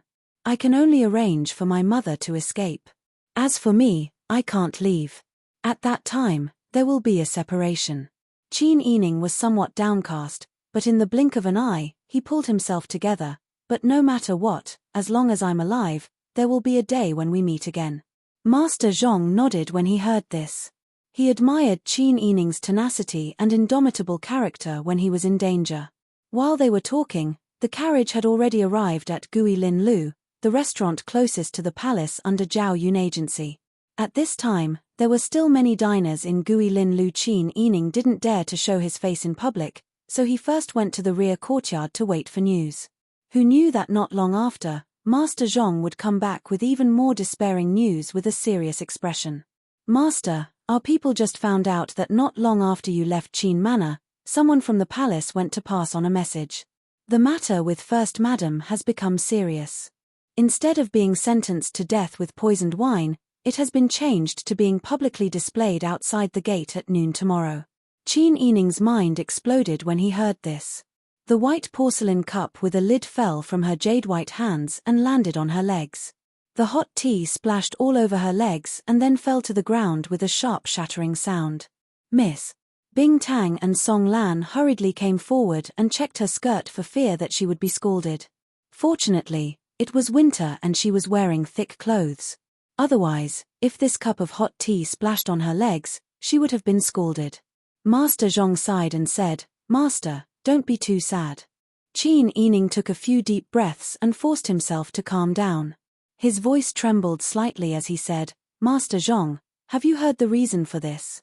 The method of being sentenced to death with poisoned wine could be announced as a sudden death to the outside world.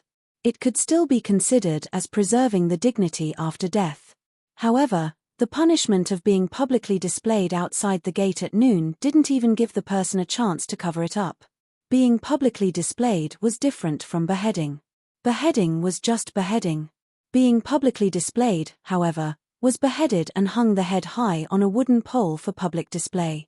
This was the punishment for great villains. What crime did the Sun clan commit? Master Zhong said, It's said that First Madam insulted His Majesty and called him a fatuous ruler.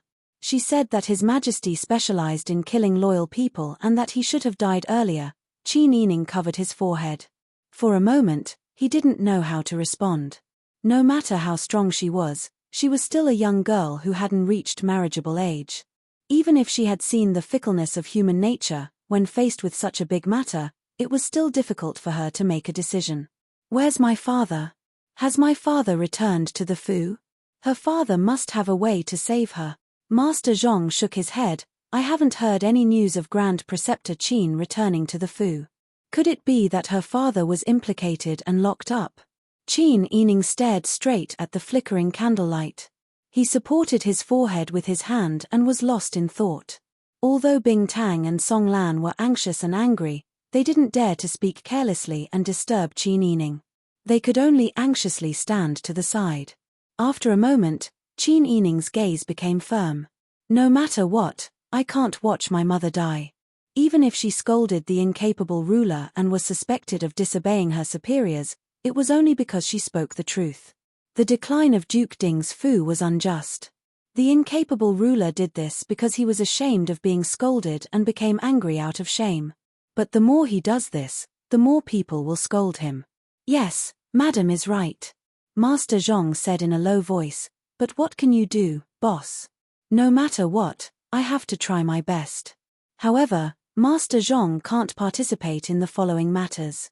You just have to help me ask around in the underworld if there are any brothers in the underworld who are willing to risk their lives for my mother if we offer a large sum of money. I believe that with a large reward, there will be brave men. As long as there is enough money, there should be some chivalrous men who can't stand the incapable ruler's actions. You want to raid the execution ground? Yes. Qin Yining nodded. Master Zhong pondered for a moment and nodded. Our Zhao Yun agency doesn't have much, but we do have connections. I will immediately ask around. Boss, you can rest for now. We will do our best.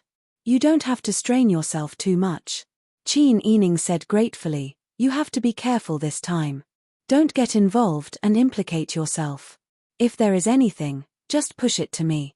When the people are hired, you don't have to participate in this matter. Just focus on being the head shopkeeper of Zhao Yun Agency. Miss, what are you saying? I, old Zhong, am not the kind of person who forgets favors. I know the head shopkeeper's character. But you're not alone. You still have a family to take care of. Listen to me. Don't get involved in this matter. Just instruct a few more people and go around to hire people. Master Zhong opened his mouth, but swallowed his words in the end. He nodded heavily and quickly walked out. Bing Tang went to find a dress and helped Qin Yining change into it. Miss, don't worry. Rest for now. No matter what you do tomorrow, you have to conserve your energy to have the strength, right? Qin Yining pursed his lips and nodded. After a while, he said, you can all leave. I want to be alone. P.S. Yining, my mother, how can you say the truth? Pang Xiao, thinking of little bunny, I'm happy. Chapter 123. It was destined to be a sleepless night. When Qin Yining closed her eyes, she could see the bodies of the members of the Sun Clan. The floor was covered in blood, and the heads were hung high in the wooden cage.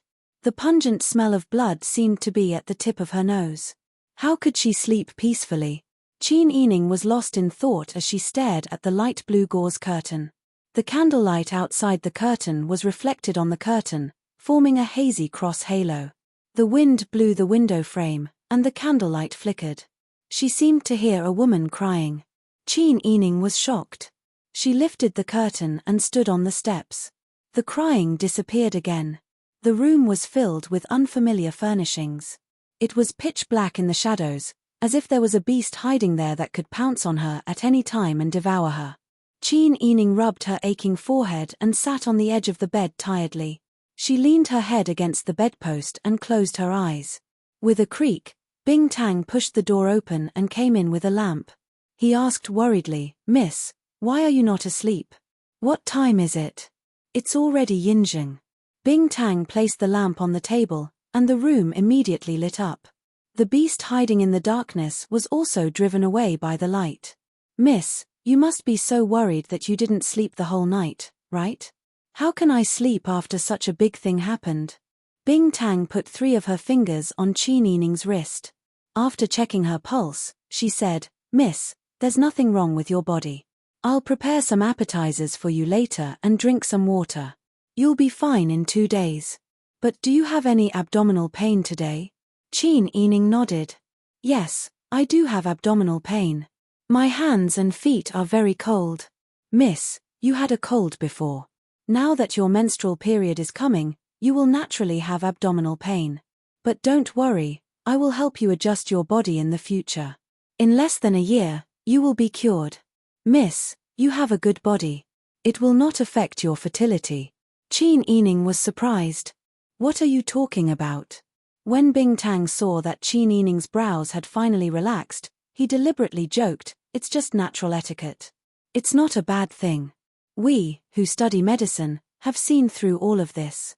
We are not those fake Taoists. You're so talkative. Qin Yining had almost forgotten that Bing Tang girls were actually the same age as her. Miss, please lie down for a while. This servant will be back soon. Thank you. Qin Yining smiled gratefully. Originally, her mother should have been the one to tell her these things, but she had heard some things from Nanny Zhon and Mother Jin. Now, Bing Tang was taking care of her. She was glad that she had Bing Tang and Song Lan to accompany her. If she was alone, she wouldn't know what to do. Not long after, Song Lan and Bing Tang came back together. They helped Qin Yining change her clothes, wash her face, and tidy her up.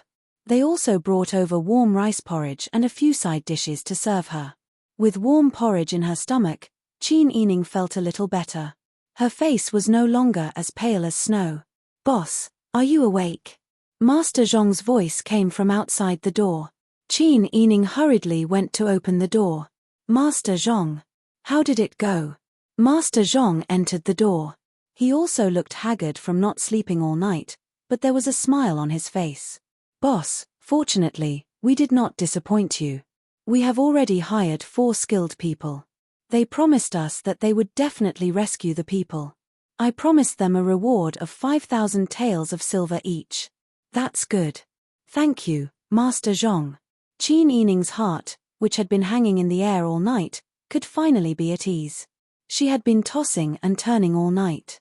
She was afraid that no matter how much money she had, she would not be able to buy manpower. Now that she had manpower, she began to worry that the operation would fail. Song Lan observed Qin Yining's body language. He helped her sit down and said, "Young lady, don't worry. We took them by surprise. Madam will definitely be able to turn misfortune into a blessing. It's still early, and you have already made the necessary arrangements. You have already done everything you can. Please go into the room and rest for a while. Only when you have enough energy will you be able to deal with the matter at noon." Qin Yining understood the principle, but it was difficult to carry out. When Bing Tang saw Qin Yining like this, he couldn't help but think of himself in the past. His nose felt a little sour.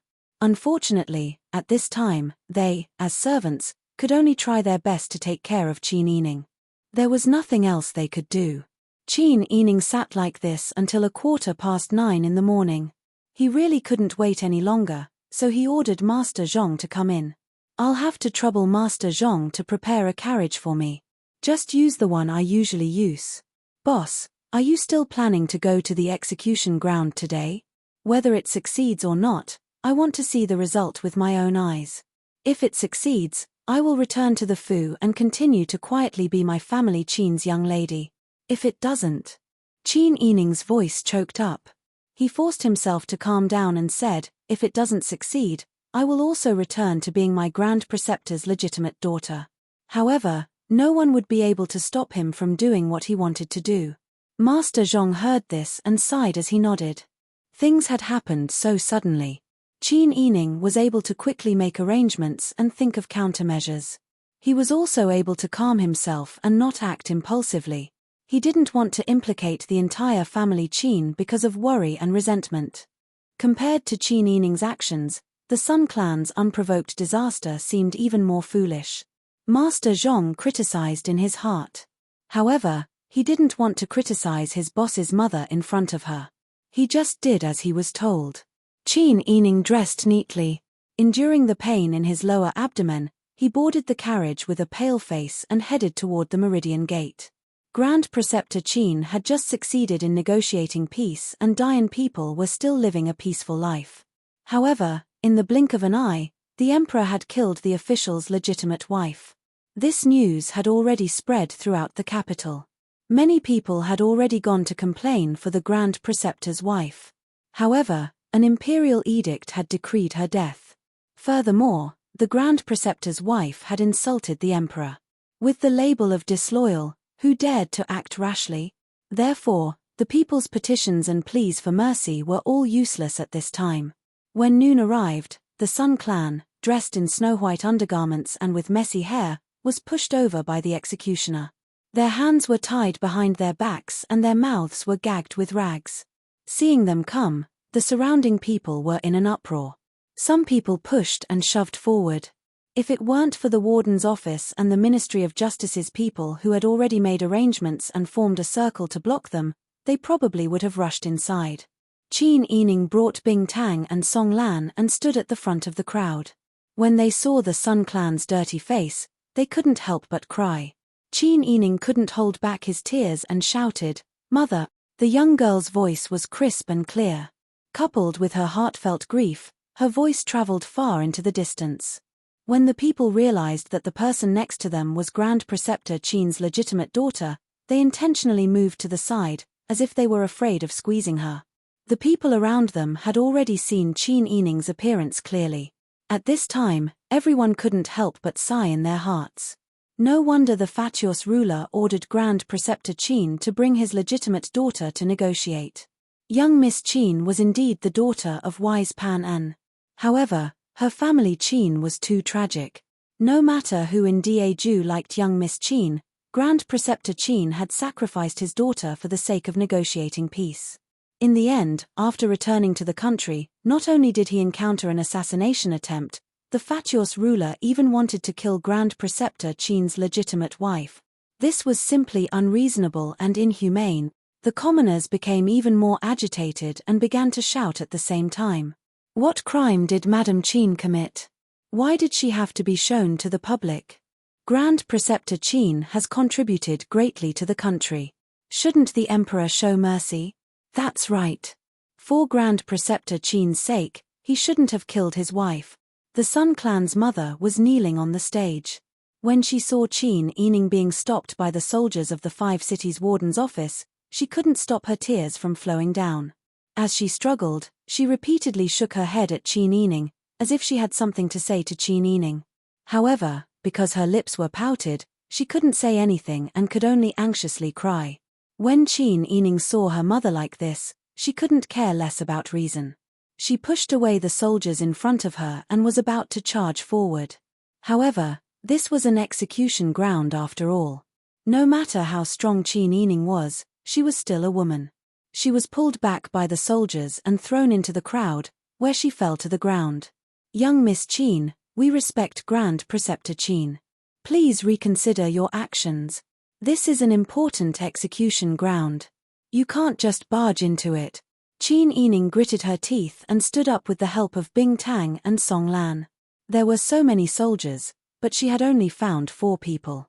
Could she succeed? At this moment, the crowd of onlookers surged again.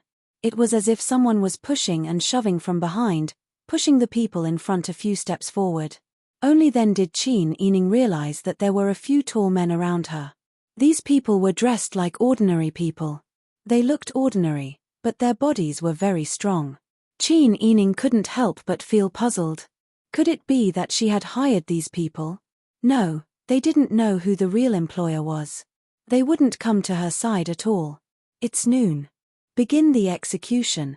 The executioner shouted loudly. The scene instantly fell silent. The Sun Clan's mother shook her head repeatedly. Snot and tears flowed down her face as she sobbed. The executioner took the prisoner's token and threw it on the ground. Then, he raised the ghost head knife high. Qin Yining's heart was in her throat. She looked around for the people she had hired. At the front of the crowd, there were already more than 10 men preparing to rush out. At this critical moment, there was suddenly a sharp sound of something breaking through the air. With a ding sound, the ghost head knife was broken in half by an arrow. The executioner fell to the ground. The arrow didn't slow down at all. It was nailed to the round log that supported the tent behind the executioner. It sank into the log, leaving only the tail of the arrow visible. The executioner turned pale with fright. He shouted in shock, "Who dares to cause trouble? Quickly arrest them." The 10 men who were about to act stopped. "Show this king's flag. Let them see who I am." Hearing the familiar voice, Qin Yining turned around in shock. They saw Pang Xiao, who was wearing a splendid purple python robe and a black mink fur cloak, was sitting upright on a tall and big horse with shiny black fur, leading a dozen or so valiant Tiger Army soldiers. As if they were pushing the mountain and parting the sea, they walked toward the crowd. The common people on both sides of the street immediately dispersed. The red banner with the character swastika and the valiant Tiger Army's black banner with the character swastika were waving arrogantly in the wind. Qin Yining, Bing Tang, and Song Lan were protected by a few tall men. They followed the crowd and retreated to the sides, making a path for the sudden arrival of the troops. Pang Xiao urged his horse forward. He held a large bow in his hand. His eyes were filled with arrogance. "What? You dare to kill my mother-in-law right after the peace talks? Go ask your emperor if he still wants to start a war." Chem. Chapter 124. Pang Xiao's voice was deep and pleasant to the ears. He didn't seem to be shouting, but his voice still traveled far and wide. His last millimeter carried a strong sense of threat, causing everyone present to keep quiet out of fear. The previously noisy Meridian Gate was now very quiet. Only the sound of the banners being blown by the wind could be heard. The commoners retreated in fear, leaving a large empty space.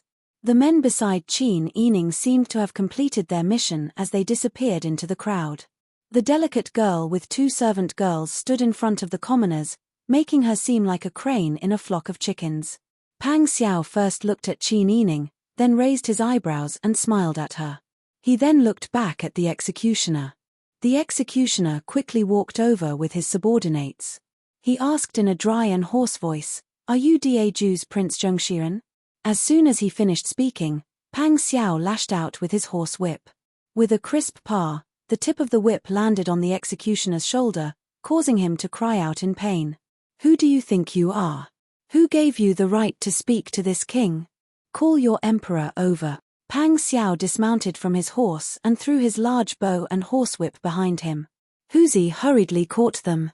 The executioner covered his bleeding shoulder and gasped in pain. He hurriedly called for someone to return. Pang Xiao strode towards Qin Yining. When the commoners saw how arrogant he was, they were angry, but didn't dare to say anything. They looked at Pang Xiao with suppressed anger in their eyes. Even if their Dian emperor was an incapable ruler, it wasn't up to the people of Daju to bully them in their territory. However, Pang Xiao seemed to enjoy this kind of gaze. He raised his eyebrows and looked at the executioner. The executioner was so scared that he retreated again and fell to the ground in a panic. He was in such a sorry state that people couldn't bear to look at him. Pang Xiao laughed happily. The commoners also felt that their country's officials were too cowardly and began to discuss in low voices.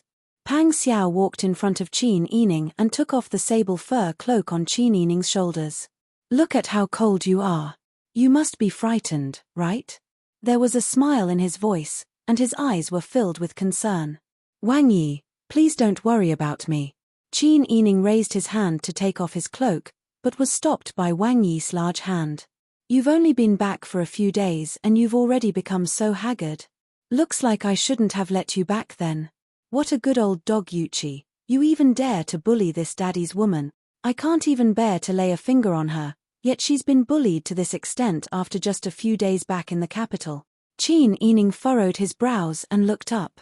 His eyes met with the wild and murderous look in Qin Yining's eyes. He couldn't help but tremble in fear. He quickly broke free from Qin Yining's grasp and took 2 steps back. He took off the warm cloak that carried his scent and tossed it to Qin Yining. "I don't remember when I was so familiar with Wang Yi. Prince Zhongshiren, please conduct yourself with dignity." After being rejected by her twice in a row, Pang Xiao's expression became cold. He rushed over here because he was afraid that she would be bullied, but she was so good. She was so cold to him and didn't even give him any face. What did she think he was? With his brows tightly knitted and his eyes cold, Pang Xiao suppressed his anger as he glared at Qin Yining. His anger was about to explode. Qin Yining's body tensed up from being stared at like she was being stared at by a wolf. She didn't doubt that Pang Xiao could break her neck at any time. But she couldn't show any weakness at this time. Although she was grateful to Pang Xiao for saving her time and time again, she was also angry at him for speaking such nonsense and taking advantage of her, as well as implicating her in his relationship with him. The emperor was very suspicious. If he accused Qin Huayuan of treason, the Qin family would follow in the footsteps of the Sun family.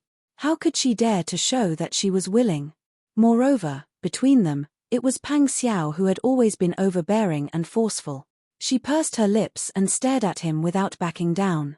It was like she was staring at a lecher who had offended her. Pang Xiao looked at her small face that was as thin as a palm. She was clearly very weak, but still wanted to challenge him. All of his anger disappeared. He went forward again and put the cloak on Qin Yining's body with a calm face. His large hand tied a bow on the collar as he said through gritted teeth, "If you don't know what's good for you again, this king will immediately take you back." His voice wasn't loud, but everyone around him could clearly hear him. What's more, his purple robe was dazzling under the sunlight. His handsome face was suppressing his anger, and his tall figure was bent slightly to accommodate her height. His large hands, which were used to take people's lives, were now helping this little girl tie her cloak. This scene was too pleasing to the eye, but it was also too strange. The people's discussion became even louder. "You." Qin Yining felt like she was being stared at. Her originally pale face became even paler and her lips trembled. "What about you? This king also has a temper. Don't use your beauty to challenge this king's bottom line." What kind of words were these? She was a pure and innocent girl who had never seduced him, but he said this in front of everyone.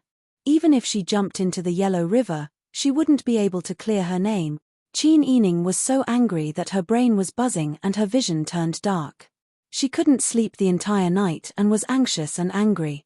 In addition, she was in a period of unbearable pain. Under these attacks, Qin Yining, who thought that her body was made of iron, suddenly blacked out and fell down. What happened to you? Pang Xiao was startled by her sudden fainting. He hurriedly extended his arms to catch her.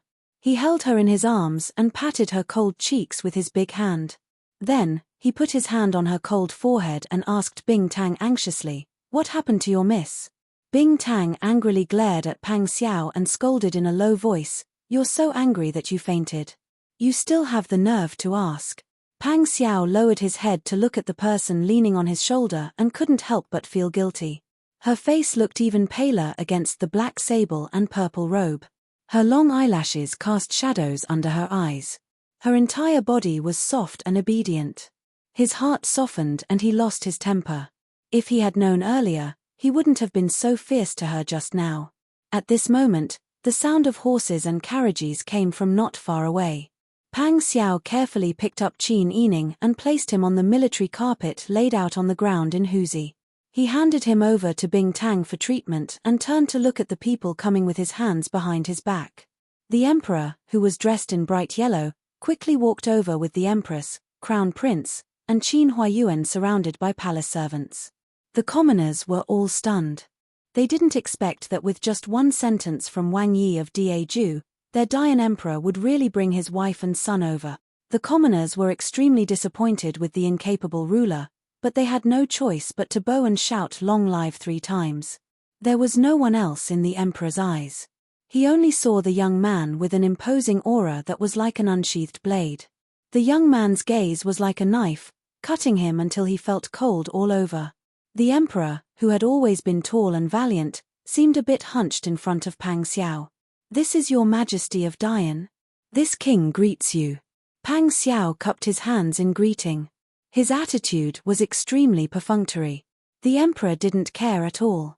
He smiled and said, "Prince Zhengxian's fame has spread far and wide. Even this emperor has heard of you in the capital. Seeing you today, the rumors are indeed true. How come Prince Zhengxian has the time to come to the capital of Dayan today?" Pang Xiao sneered and said, "The peace talks were successful, and Zhu and Yang are on good terms. This king originally thought that there would be no need for war in the future and that the 2 countries would have good relations. Who would have thought that when he entered the capital, he would see such a big show? May I ask if your Majesty of Dayan was dissatisfied with the peace talks, so he killed the wife of the official who was in charge of the peace talks in the blink of an eye?"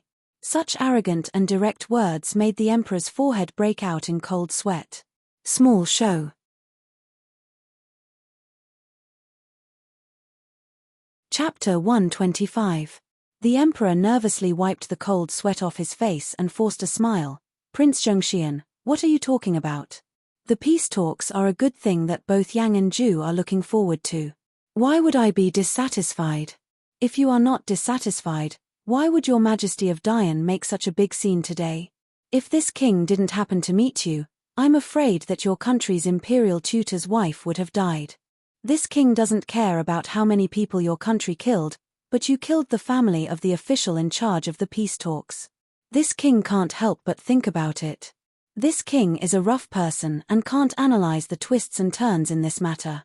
It's inevitable that your Majesty of Dayan will make a decision." Pang Xiao was someone who had seen blood on his hands, so his fierce eyes were naturally different. The emperor was used to being flattered and had never seen someone who dared to release killing intent towards him. How could he take it? He was so scared that he was covered in cold sweat and his inner clothes were soaked. His stomach was growling and he faintly felt like he wanted to go to the toilet. Pang Xiao looked at the emperor's cowardly appearance with disdain and sneered. "How dare you?" Yu Qiyang couldn't take it anymore.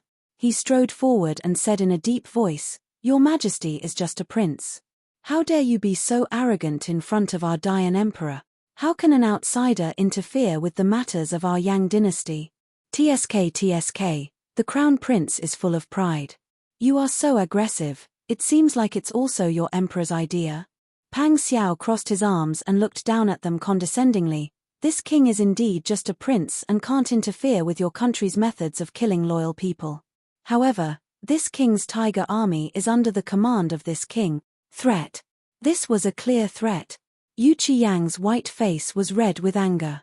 He wanted to argue, but the emperor slapped him fiercely in the face. How dare you? I'm still here, is it your turn to speak? He turned to Pang Xiao and smiled apologetically. This is all a misunderstanding. Prince Zhongshiren, please don't mind it. Yu Qiyang covered his face and looked at the emperor in disbelief. His eyes were full of hurt and anger. When the onlookers saw this scene, they were filled with righteous indignation and started whispering to each other. Pang Xiao raised an eyebrow at Yu Qiyang and snorted. The emperor saw that Pang Xiao did not say anything.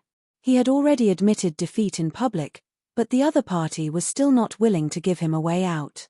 Then, he heard the buzz of the common people's voices. He felt as if he had been stripped naked and paraded through the streets. He could not help but fly into a rage out of humiliation. However, there was nothing he could do about people like Pang Xiao. The empress understood the emperor's intentions. She smiled charmingly and said, Prince Zhongshiren, you may not know, but what happened today? Get lost. Did this king ask you? And who the hell are you? The empress widened her eyes in disbelief.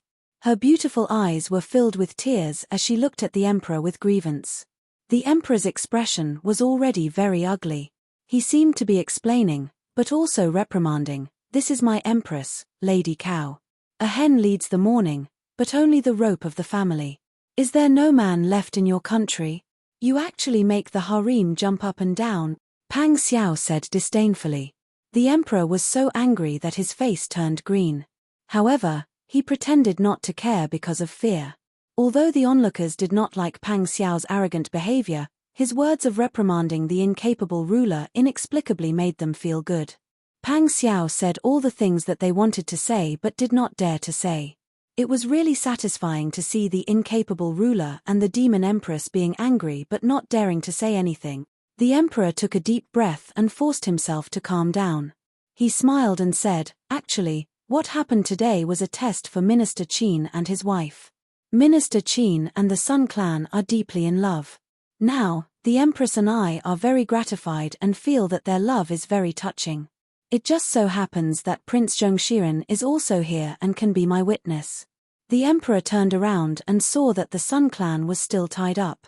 He angrily reprimanded, hurry up and untie Madam Qin. Immediately, someone walked up quickly and removed the rag that was blocking the Sun clan's mouth. Then, they cut the rope. Qin Huayuan draped his dark grey cloak over the Sun clan's shoulders. He tidied her hair and sighed. The Sun clan stretched her neck and looked behind Pang Xiao. Seeing that Qin Yining was still unconscious, she was so worried that tears flowed down her face. Master, Sister Yi, Qin Huayuan put his index finger to his lips and made a shushing gesture, indicating for her to speak later. The Sun clan nodded and followed Qin Huayuan to the emperor. They knelt down and bowed. The emperor said with satisfaction, Grand Preceptor Qin has done a meritorious deed during the peace talks. You and Madam Qin are deeply in love. Today, Grand Preceptor Qin will be conferred the title of Marquis of Anping, which will be hereditary. Madam Qin will be conferred the title of first-rank Madam of Anping. This subject thanks your majesty for your great kindness. Qin Huayuan and the Sun clan kowtowed together. The common people also began to discuss. What exactly was the emperor trying to do? First, he wanted to kill someone else's wife. Then, he said that he wanted to test their relationship. This was simply bullshit. Now, he was afraid of power and little Wang Yi. He was so afraid that he was about to kneel. Then, he hurriedly conferred Qin Huayuan the title of Marquis of Anping, which will be hereditary. This sounded like a great favor, but everyone knew that Qin Huayuan still didn't have a legitimate son. There were even rumors that Qin Huayuan had no hope of having an heir. What hereditary title? Who was he going to give it to? If he really wanted to be praised, he might as well be conferred the title of duke. The common people were full of criticism and whispered in low voices. The emperor couldn't hear the buzzing discussion clearly, but he also felt that it wasn't anything good. Today's plan had been completely ruined by this boorish man in front of him. Unfortunately, he was the emperor, so he couldn't show any dissatisfaction. The emperor had a belly full of anger that had nowhere to vent, but he still had to put on a smile in front of Pang Xiao. Prince Zhongshuren has arrived. We have already ordered people to set up a banquet. Pang Xiao waved his hand and interrupted the emperor. There's no hurry. Young Miss Qin fainted because she was worried about her mother's life or death. This king is worried. He will only be in the mood to do other things after seeing her get better. The emperor's face turned purple from choking. He didn't dare to do anything, so he could only nod and laugh dryly. Of course, of course. Sure enough, even heroes have a weakness for the charms of beautiful women. Haha. Pang Xiao was too lazy to pay attention to old dog Yuqi. He turned around to check on Qin Yining's situation. Qin Huayuan and the Sun Clan also saluted the emperor and bid him farewell. The emperor gave Qin Huayuan a look. Qin Huayuan understood and stepped forward. What orders does your majesty have? The emperor said in a low voice, if that evil embryo likes her, you know what to do. Qin Huayuan looked at the emperor in shock and said anxiously, Your Majesty, this official plotted to kill Zhao Zhongjing and has a grudge against Prince Zhongshuren. He also pestered this official's daughter in every possible way. Who knows what intentions he has? How can this official send my beloved daughter to the hands of my enemy? You want to defy the imperial decree. The emperor heard Qin Huayuan's words and dispelled his suspicion of treason. This official does not dare. Qin Huayuan saluted. Only then was the emperor satisfied. He returned to the carriage with the aggrieved empress. Yu Qiyang, who had heard everything clearly, looked at the emperor's back and then looked at Qin Huayuan, whose face was filled with worry. Under the discussion of the common people, she only wished that there was a hole in the ground that she could crawl into. Imperial tutor, this official will go back first. Yu Qiyang awkwardly turned around and left. Qin Huayuan waited until the emperor, empress, and crown prince had walked far away before he put away his anxious and helpless expression. He stood up straight and calmly stared in the direction of the emperor's departure. At this time, the Sun Clan had already run in front of Qin Yining. She held her unconscious daughter in her arms and sobbed, Sister Yi, don't scare mother. I kept shaking my head at you. I wanted to tell you that they didn't really want to kill me, but they blocked my mouth. Sister Yi, wake up.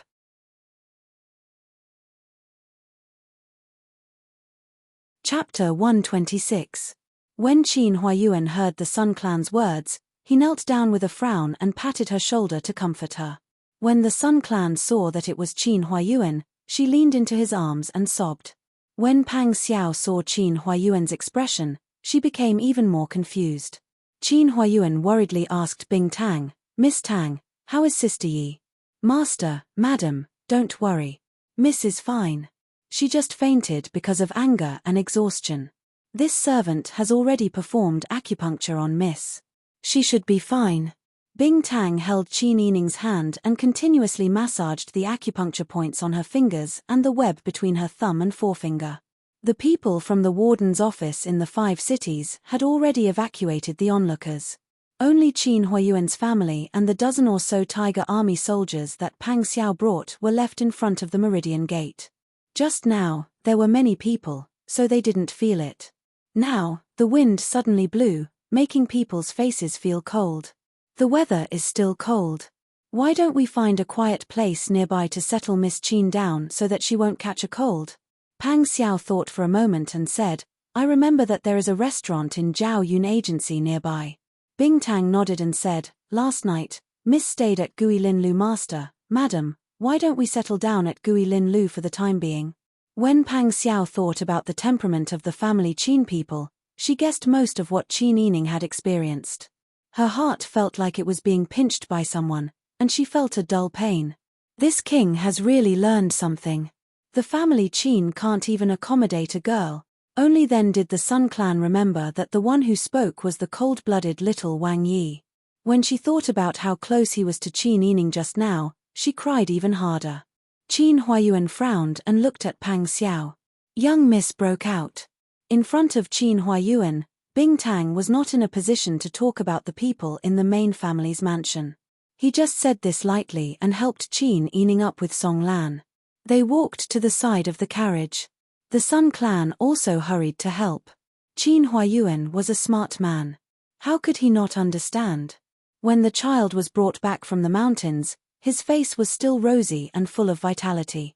But now, he had been tormented to such an extent. Seeing that the Sun clan, Song Lan, and Bing Tang worked together to place Qin Yining in the carriage, Qin Huayuan sighed softly. He turned around and cupped his hands to Pang Xiao. What's little Wang Yi's plan now? This king will naturally go with you. We'll talk about other things after her condition improves. Qin Huayuan frowned when he heard this. He was a man. Naturally, he understood men's thoughts. His daughter was beautiful and had a likable personality. If the person who took a fancy to her was someone else, even if it was someone like the crown prince who was not very useful in politics, Qin Huayuan would not feel disgusted. But Pang Xiao was not the same. Pang Xiao's father, the former Biji protector General Zhong Zhongjing, died because of his plan to sow discord between them. This official appreciates Prince Zhongxian's kindness. I also thank Wang Yi on behalf of Sister Yi. However, Sister Yi is an unmarried woman after all. Men and women should be cautious. Besides, the emperor has already prepared a banquet to entertain Wang Yi. Why don't Wang Yi do his business? Pang Xiao sneered. Now, her safety is this king's business. Grand Preceptor Qin doesn't need to say anything more. Or does Grand Preceptor Qin want to defy the emperor's decree? Pang Xiao took 2 steps forward. He raised the corner of his lips and said threateningly, "This king remembers that your majesty just ordered Grand Preceptor Qin to do something. If Grand Preceptor Qin doesn't listen, this king can only inform your majesty." The atmosphere that could be considered harmonious just a moment ago had now turned into a state of mutual hostility, imminent. The Sun clan, Bing Tang, and Song Lan beside the carriage saw this and nervously gathered around. However, they did not dare to say anything. Qin Huayuan remained calm in such a frightening atmosphere. After a while, he slowly opened his mouth. Little Wang Yi is a peerless hero. I admire men like Wang Yi the most. Although Wang Yi's hands are stained with blood, he never kills innocent people. Back in Shihua City, Wang Yi refused to massacre the city and was ordered by your majesty to remove him from the position of marshal. Wang Yi would rather resist the edict and risk his life for the sake of innocent people.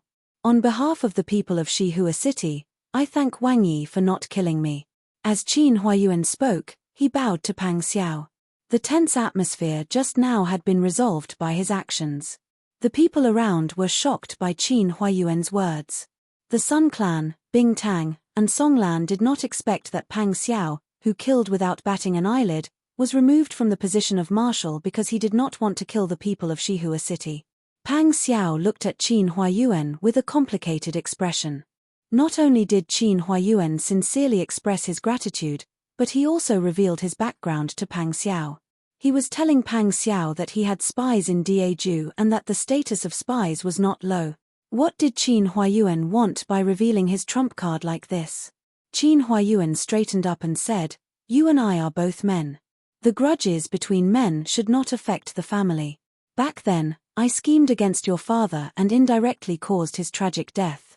It was because we were in different positions that I had no choice but to do so. Little Wang Yi, if you hate me and want to take revenge, you can come at me. However, as a father, I implore you again, little Wang Yi, not to hurt my daughter.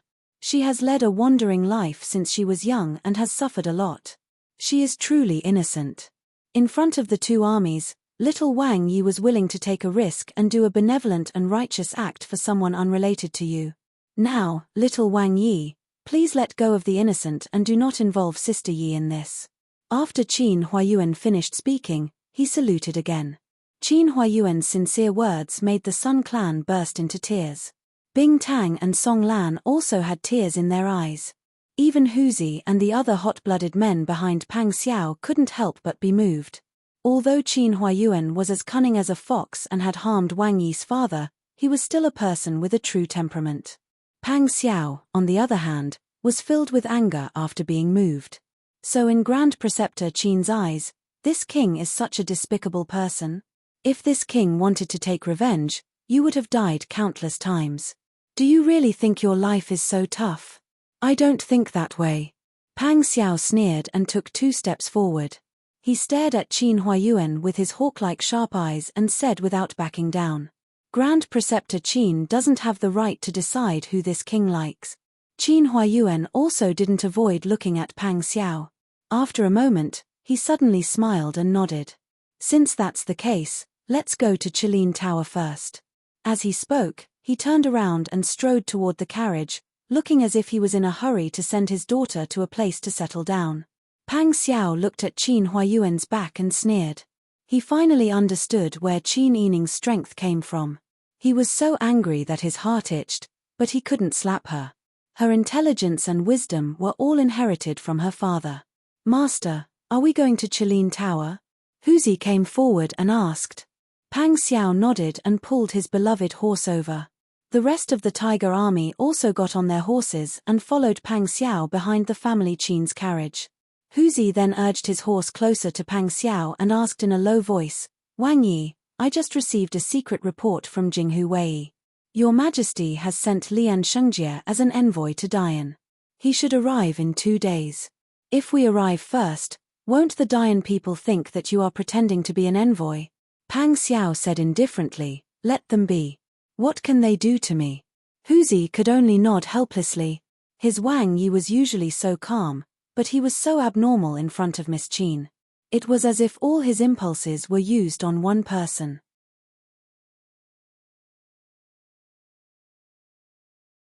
Chapter 127. Qin Yining felt like a small fish floating in the water. The river water was warm and clear after being bathed by the sun. She threw away all her worries and swam around freely without any worries. She didn't remember who she was or where she was going. After some time, the water became shallower and shallower, and a pair of large hands scooped her up. The person raised the corner of his lips and held her in front of him with clear almond-shaped eyes. She seemed to hear someone calling her, Xiaoxi, Xiaoxi, little rabbit, little rabbit. Qin Yining suddenly became angry. Her name was Xiaoxi, but she was now Qin Yining. Who was little rabbit? The sudden anger made all the memories come back to her. Thinking of her mother on the execution ground, Qin Yining suddenly opened her eyes and sat up in shock. Mother, Miss, you're awake. Sister Yi, do you feel better? Qin Yining looked at her mother, who was sitting by the bed and holding her hand, and her father, who was looking at her with concern. Then she looked at the unfamiliar room. Before she could react to the situation in front of her, the Sun Clan had already hugged her. Sister Yi, you're finally awake. Do you know that you've been unconscious for an entire day? Mother! Qin Yining slowly raised her arms and hugged the Sun Clan. She felt that she must be dreaming. Her mother was cold to her most of the time. When had she ever been so gentle to her? Qin Yining leaned her face against the Sun Clan's shoulder. If this was a dream, then let this dream be a little longer. Qin Huayuan and Pang Xiao, who were watching from the side, felt sad for her. She was so careful and cherishing that she couldn't believe it. Pang Xiao frowned and wondered how much the Sun Clan's mother had mistreated this silly girl. Qin Huayuan couldn't help but stroke her head with his large hand. Qin Yining felt that something was wrong. How could the touch in a dream be so clear? Her mother's embrace was so warm that the few drops of warm tears that fell on her neck had already turned cold. Her father's hand that touched her forehead was warm and real. There were also Pang Xiao, Bing Tang, Song Lan, and Huzi, who were smiling at him. She came back to her senses and said in surprise, Mother, you're fine. It's okay, it's okay. The Sun Clan member touched Qin Yining's cheek. Do you feel better? I'm fine. Jiraiya is fine. That's good. I was scared to death when I saw you faint. Mother, you scared me. I thought I would never see you again, Qin Yining said as tears welled up in his eyes. However, she forced a smile and didn't let her tears fall down. She looked at Qin Huayuan and said, Father must have come to save Mother.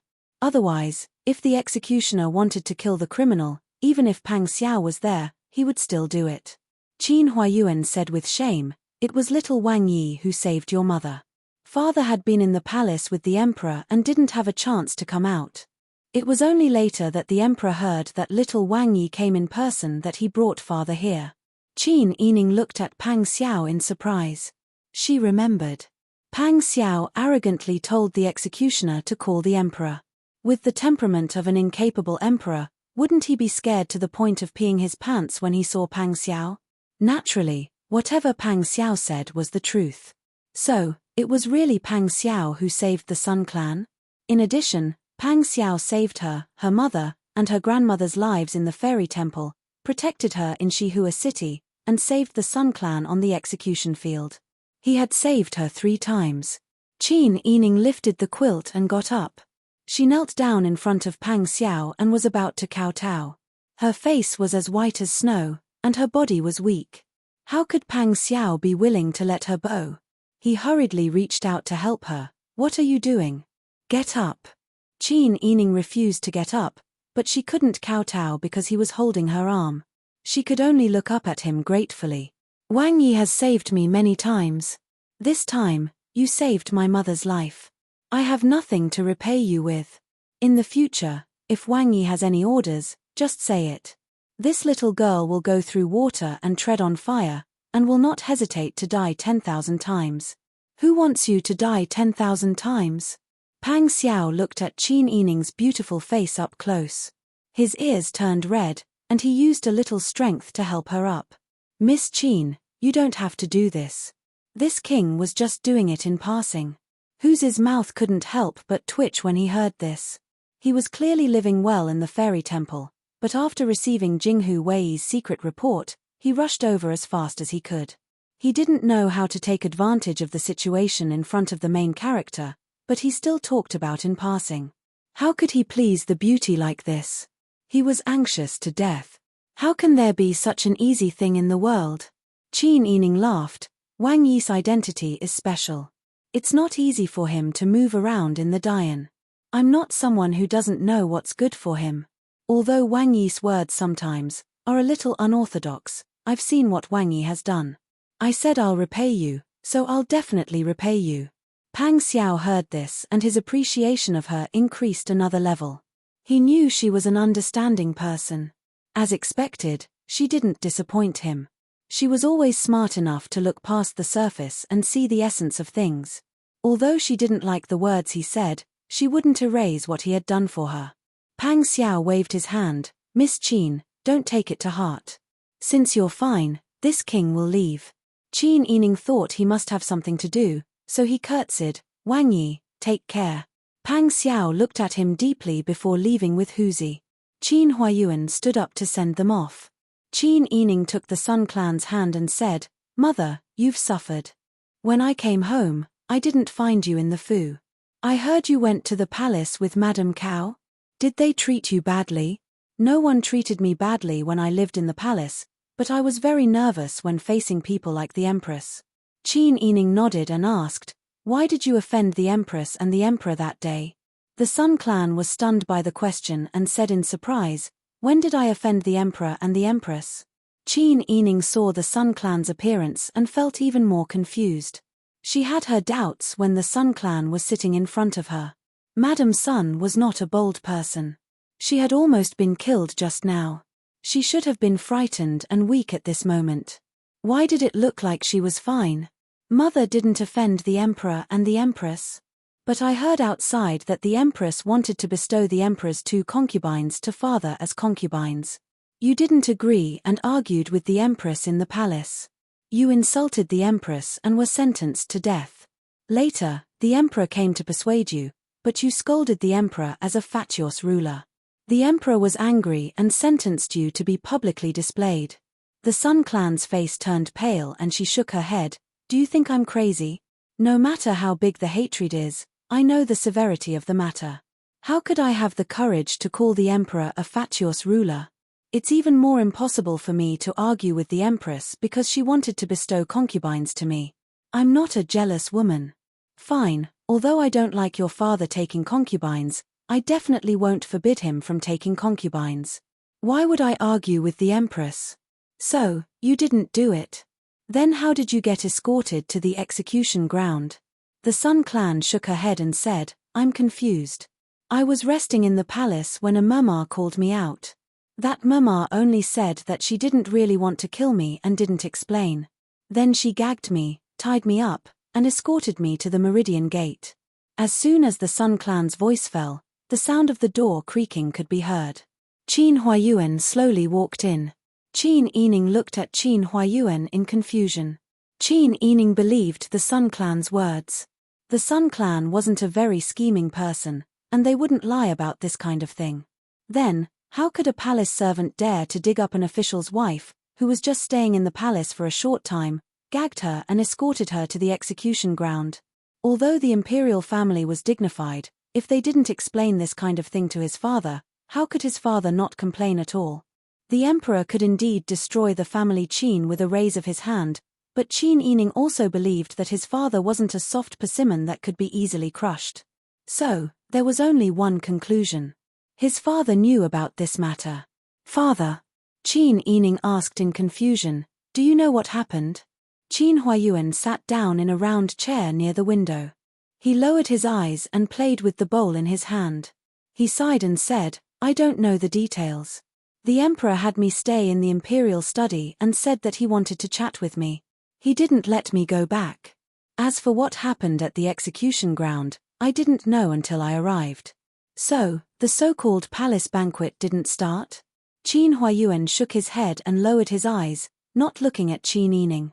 Qin Yining frowned and pondered.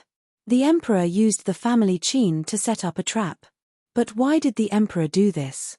Everything was going well, but he kidnapped his mother and escorted her to the execution ground.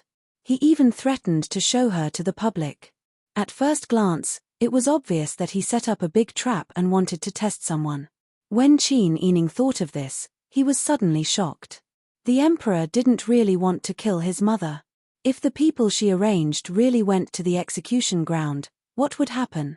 The emperor must have secretly sent more people.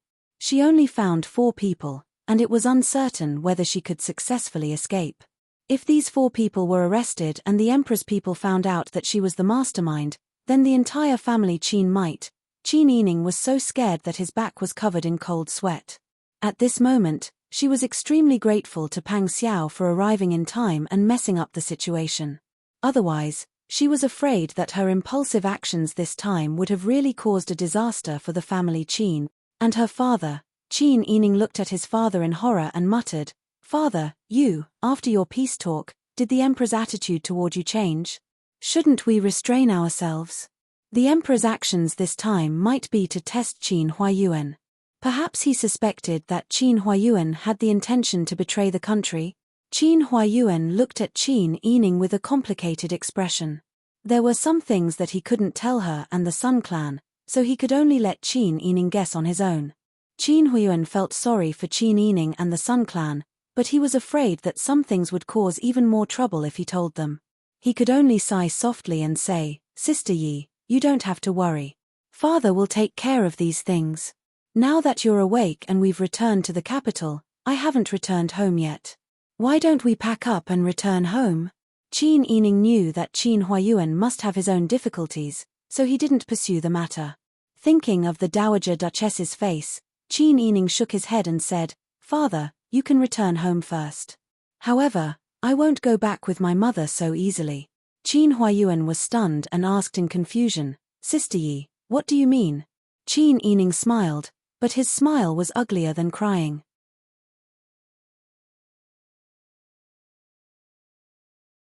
Chapter 128.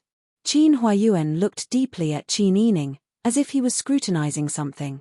The aura he inadvertently revealed made people feel pressured. The Sun Clan's heart trembled. She turned her head and said worriedly, Sister Yi, why don't we listen to your father? We'll go back with him. I've been living in the palace for a while, so I can go back and pay respects to the old madam. Qin Yining looked at the Sun Clan with pity.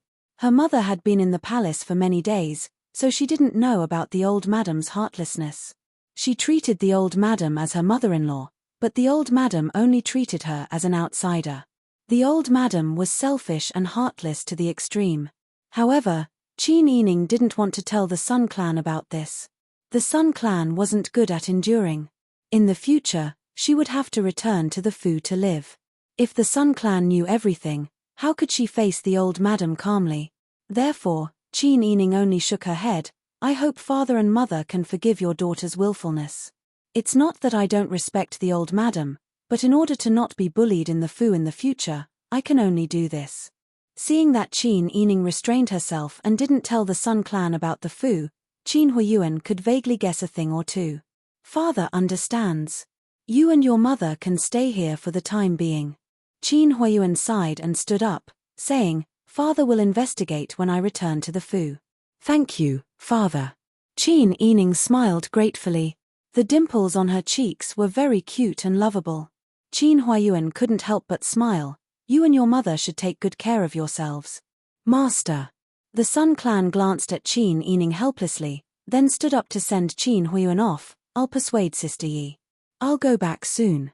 Qin Huiyuan smiled and nodded. Sister Yi has her own ideas. You can take good care of her. The Sun Clan sent Qin Huiyuan off before returning to their room. Qin Yining had already ordered the servants to prepare exquisite and delicious side dishes. After having a simple dinner with the Sun Clan, he went to bed with the Sun Clan after washing up. The mother and daughter chatted casually. Qin Yining only talked about some interesting things that happened during the peace talks and did not mention anything about the mansion. It was rare for her to be so close to the Sun Clan.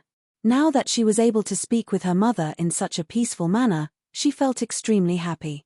She had been praying for this day ever since she returned to the residence. The joy of Qin Yining infected the Sun Clan, and the Sun Clan also relaxed. However, he still had doubts in his heart. What did old madam do to make Sister Yi refuse to return to the Fu? Xixiao Garden was brightly lit. Brand new and bright palace lanterns hung high under the eaves of the corridors.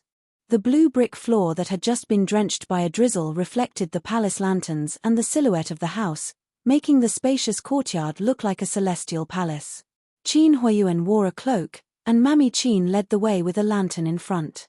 Behind them, two maidservants opened oil paper umbrellas and raised their hands to shield him from the drizzle. The group of people walked quickly to the main room. Mammy Qin smiled and said, It's good that Laoi has returned safely. Old madam will be very happy. Qin Huiyuan smiled calmly and didn't say anything. Seeing Qin Huiyuan's expression and the fact that he came back alone, Mammy Qin knew to change the topic. The weather is getting warmer. It started to drizzle in the capital 2 days ago. There's already some greenery in our back garden. That's right. Qin Huiyuan smiled and said, In the blink of an eye, the spring sun has arrived. After passing through the courtyard and going up the steps, Yi curtsied and carefully lifted the dark green bamboo curtain embroidered with magpies ascending to the branches for Qin Huiyuan. The warmth and laughter in the room came out together, but Qin Huiyuan didn't reveal a trace of a smile. Yi still wanted to enter the room to serve, but Mammy Qin pulled her and said, Go tell the small kitchen to prepare eldest Laoi's favorite food first. Yi nodded and smiled gratefully at Mammy Qin before quickly leaving. Mammy Qin stood in the corridor and didn't enter the room. Not to mention that she didn't enter the room, even the other people in the room would come out later. It was better for her not to join in the fun. Qin Huiyuan directly entered the room and saw Cao Yuqing, Qin Huaining, and the 6th young miss surrounding the old madam. They were either standing or sitting and chatting with her. Seeing her return, Cao Yuqing, Qin Huaining, and the 6th young miss all stood up and bowed. The old madam happily got off the Arhat bed and grabbed Qin Huiyuan's hand. Meng Jie is back. It's good that you're back, it's good that you're back. Qin Huiyuan bowed to the old madam and then sized her up. Seeing that the old madam's complexion was rosy and her complexion was normal, he said, Mother, how have you been? Good, good, I was just worried about you. Look, you've lost a lot of weight after going out. Let's go back and make up for it. She then smiled at Cao Yuqing. Just now, Yuqing and I were talking about what your favorite food is. Yuqing also said that the weather is getting warm, so she should prepare summer clothes for you. Because it was time-consuming to make clothes, the Fu's clothes had to be prepared every other season. Qin Huiyuan faintly glanced at Cao Yuqing and said, You don't need to worry. Eldest madam will take care of this matter. This was to remind Cao Yuqing that she was only a concubine and shouldn't exceed her authority. Hearing this, Cao Yuqing's smile faded and her pink face turned white, but she still maintained her smile. It's not troublesome. Doing these things was originally this concubine's duty. Qin Huayuan helped the old madam sit down on the mahogany ahat bed with a brand new light blue bedding. He chuckled softly. I thought that your duties were in the palace and not in the manor. Cao Yuqing's complexion had already turned from white to red. Her beautiful eyes angrily looked at Qin Huayuan, as if she didn't understand why Qin Huayuan suddenly gave her food. But in just a breath, she humbly and respectfully bowed. Laoi, please calm down. When the old madam saw that her son actually dared to treat Cao Shi like this, she was so anxious that her face turned white. This was Cao Shi, Empress Cao's older sister, the eldest daughter of the father-in-law of Cao. She repeatedly signaled Qin Huayuan with her eyes, but Qin Huayuan seemed to not see it and could still sit down leisurely to drink tea. The old madam felt stifled and could only personally help Cao Yuqing to sit down on the embroidered stool at the side. Good child, don't mind him. He's being muddle-headed. I'll talk to him. Just as she finished speaking, Qin Huayuan spoke first. You all leave first. I have something to say to the old madam. Qin Huaining and Sixth Xiajie, who were silent like cicadas in winter, hurriedly bowed and left as if they had been pardoned. Cao Yuqing hesitantly glanced at Qin Huayuan and stood to leave. Soon, there was no one else in the room. The old madam looked at Cao Shi's aggrieved appearance and said anxiously, Meng Jie, what are you doing? You just came back and you already gave Yuqing a look. A look? She's this son's concubine. She did something like deceiving the mistress into the palace. This son hasn't directly taught her a lesson and only said a few words indirectly. Can't I say anything? Don't forget, her surname is Cao. Her surname is Qin now. The old madam pointed at Qin Huayuan and said, You scoundrel child, don't forget what kind of people her younger sister and father are. If you don't deal with these two people, what will you do in the future? This son knows that mother is worried about this son and dotes on this son. Qin Huayuan helped the old madam to sit down again and refilled the old madam's tea. However, mother, please understand that this son is also a husband and a father. Qin Huayuan didn't say much. The old madam's expression changed a few times, and she angrily cursed, I just knew that it must be that slut from the Sun clan and that little bastard Qin Yining who instigated it behind the scene. What did they say about me? The more she thought about it, the more aggrieved she felt. The old madam choked with sobs. The Sun clan dared to provoke the imperial power, and that precious daughter of yours actually went to save them. That kind of unruly and stupid woman, it's good that she's dead. She won't implicate you. I'm your mother, the old mistress of this family. Could it be that I can let a stinky fish from the Sun clan stir up a pot of soup? Mother, please calm down. Qin Huayuan lowered his head and said, Mother's love for this son is the same as this son's love for Sister Yi. Mother probably forgot that when grandmother made things difficult for you in every way possible, and when father favored the concubine and neglected the wife, raising that Jiang clan up high, how you washed your face with tears and how your son did it. When the old madam heard this, she was angry, but it also evoked the sadness of her youth. She recalled how Qin Huayuan protected her when she was young. What mother hated the most in the past was grandmother's unkindness and short-sightedness. But now, look at yourself. What's the difference between you and grandmother? You unfilial son. Didn't I do all this for you? For this son, then mother, please take good care of this son's reputation. This son can't bear the reputation of being ungrateful and spoiling the concubine while neglecting the wife. This son has already reached the top of the court, and now I have a noble title. With the fate of the Dayan nation, this son has already reached the peak. There's no more hope for this son. This son has always been upright and upright. I only hope that no one will criticize and insult me. This son begs mother not to make decisions on your own. Good. Good. You think I'm unnecessary. Mother knows what I'm talking about. Why do you have to change the topic? Qin Huayuan looked straight at the old madam and said, Sister Yi and the Sun clan are temporarily living outside. This son doesn't care. Mother, do as you see fit. As for Cao clan, mother doesn't know the inside story between this son and her. Please don't interfere.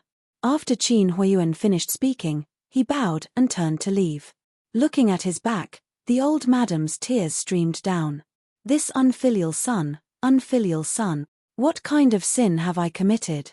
In the corridor, Mammy Qin, Ji Xiong, and Are Yu Yi bowed to Qin Huayuan and ordered someone to hold an umbrella for Qin Huayuan to send him off. Mammy Qin took a breath of the cold, damp air, patted her cheeks, and adjusted her expression. Only then did she enter the room to comfort the old madam. Although Qin Huayuan and the old madam had dismissed the bystanders, there was no wall that didn't have a crack. Soon, the second branch and the third branch learned of the news.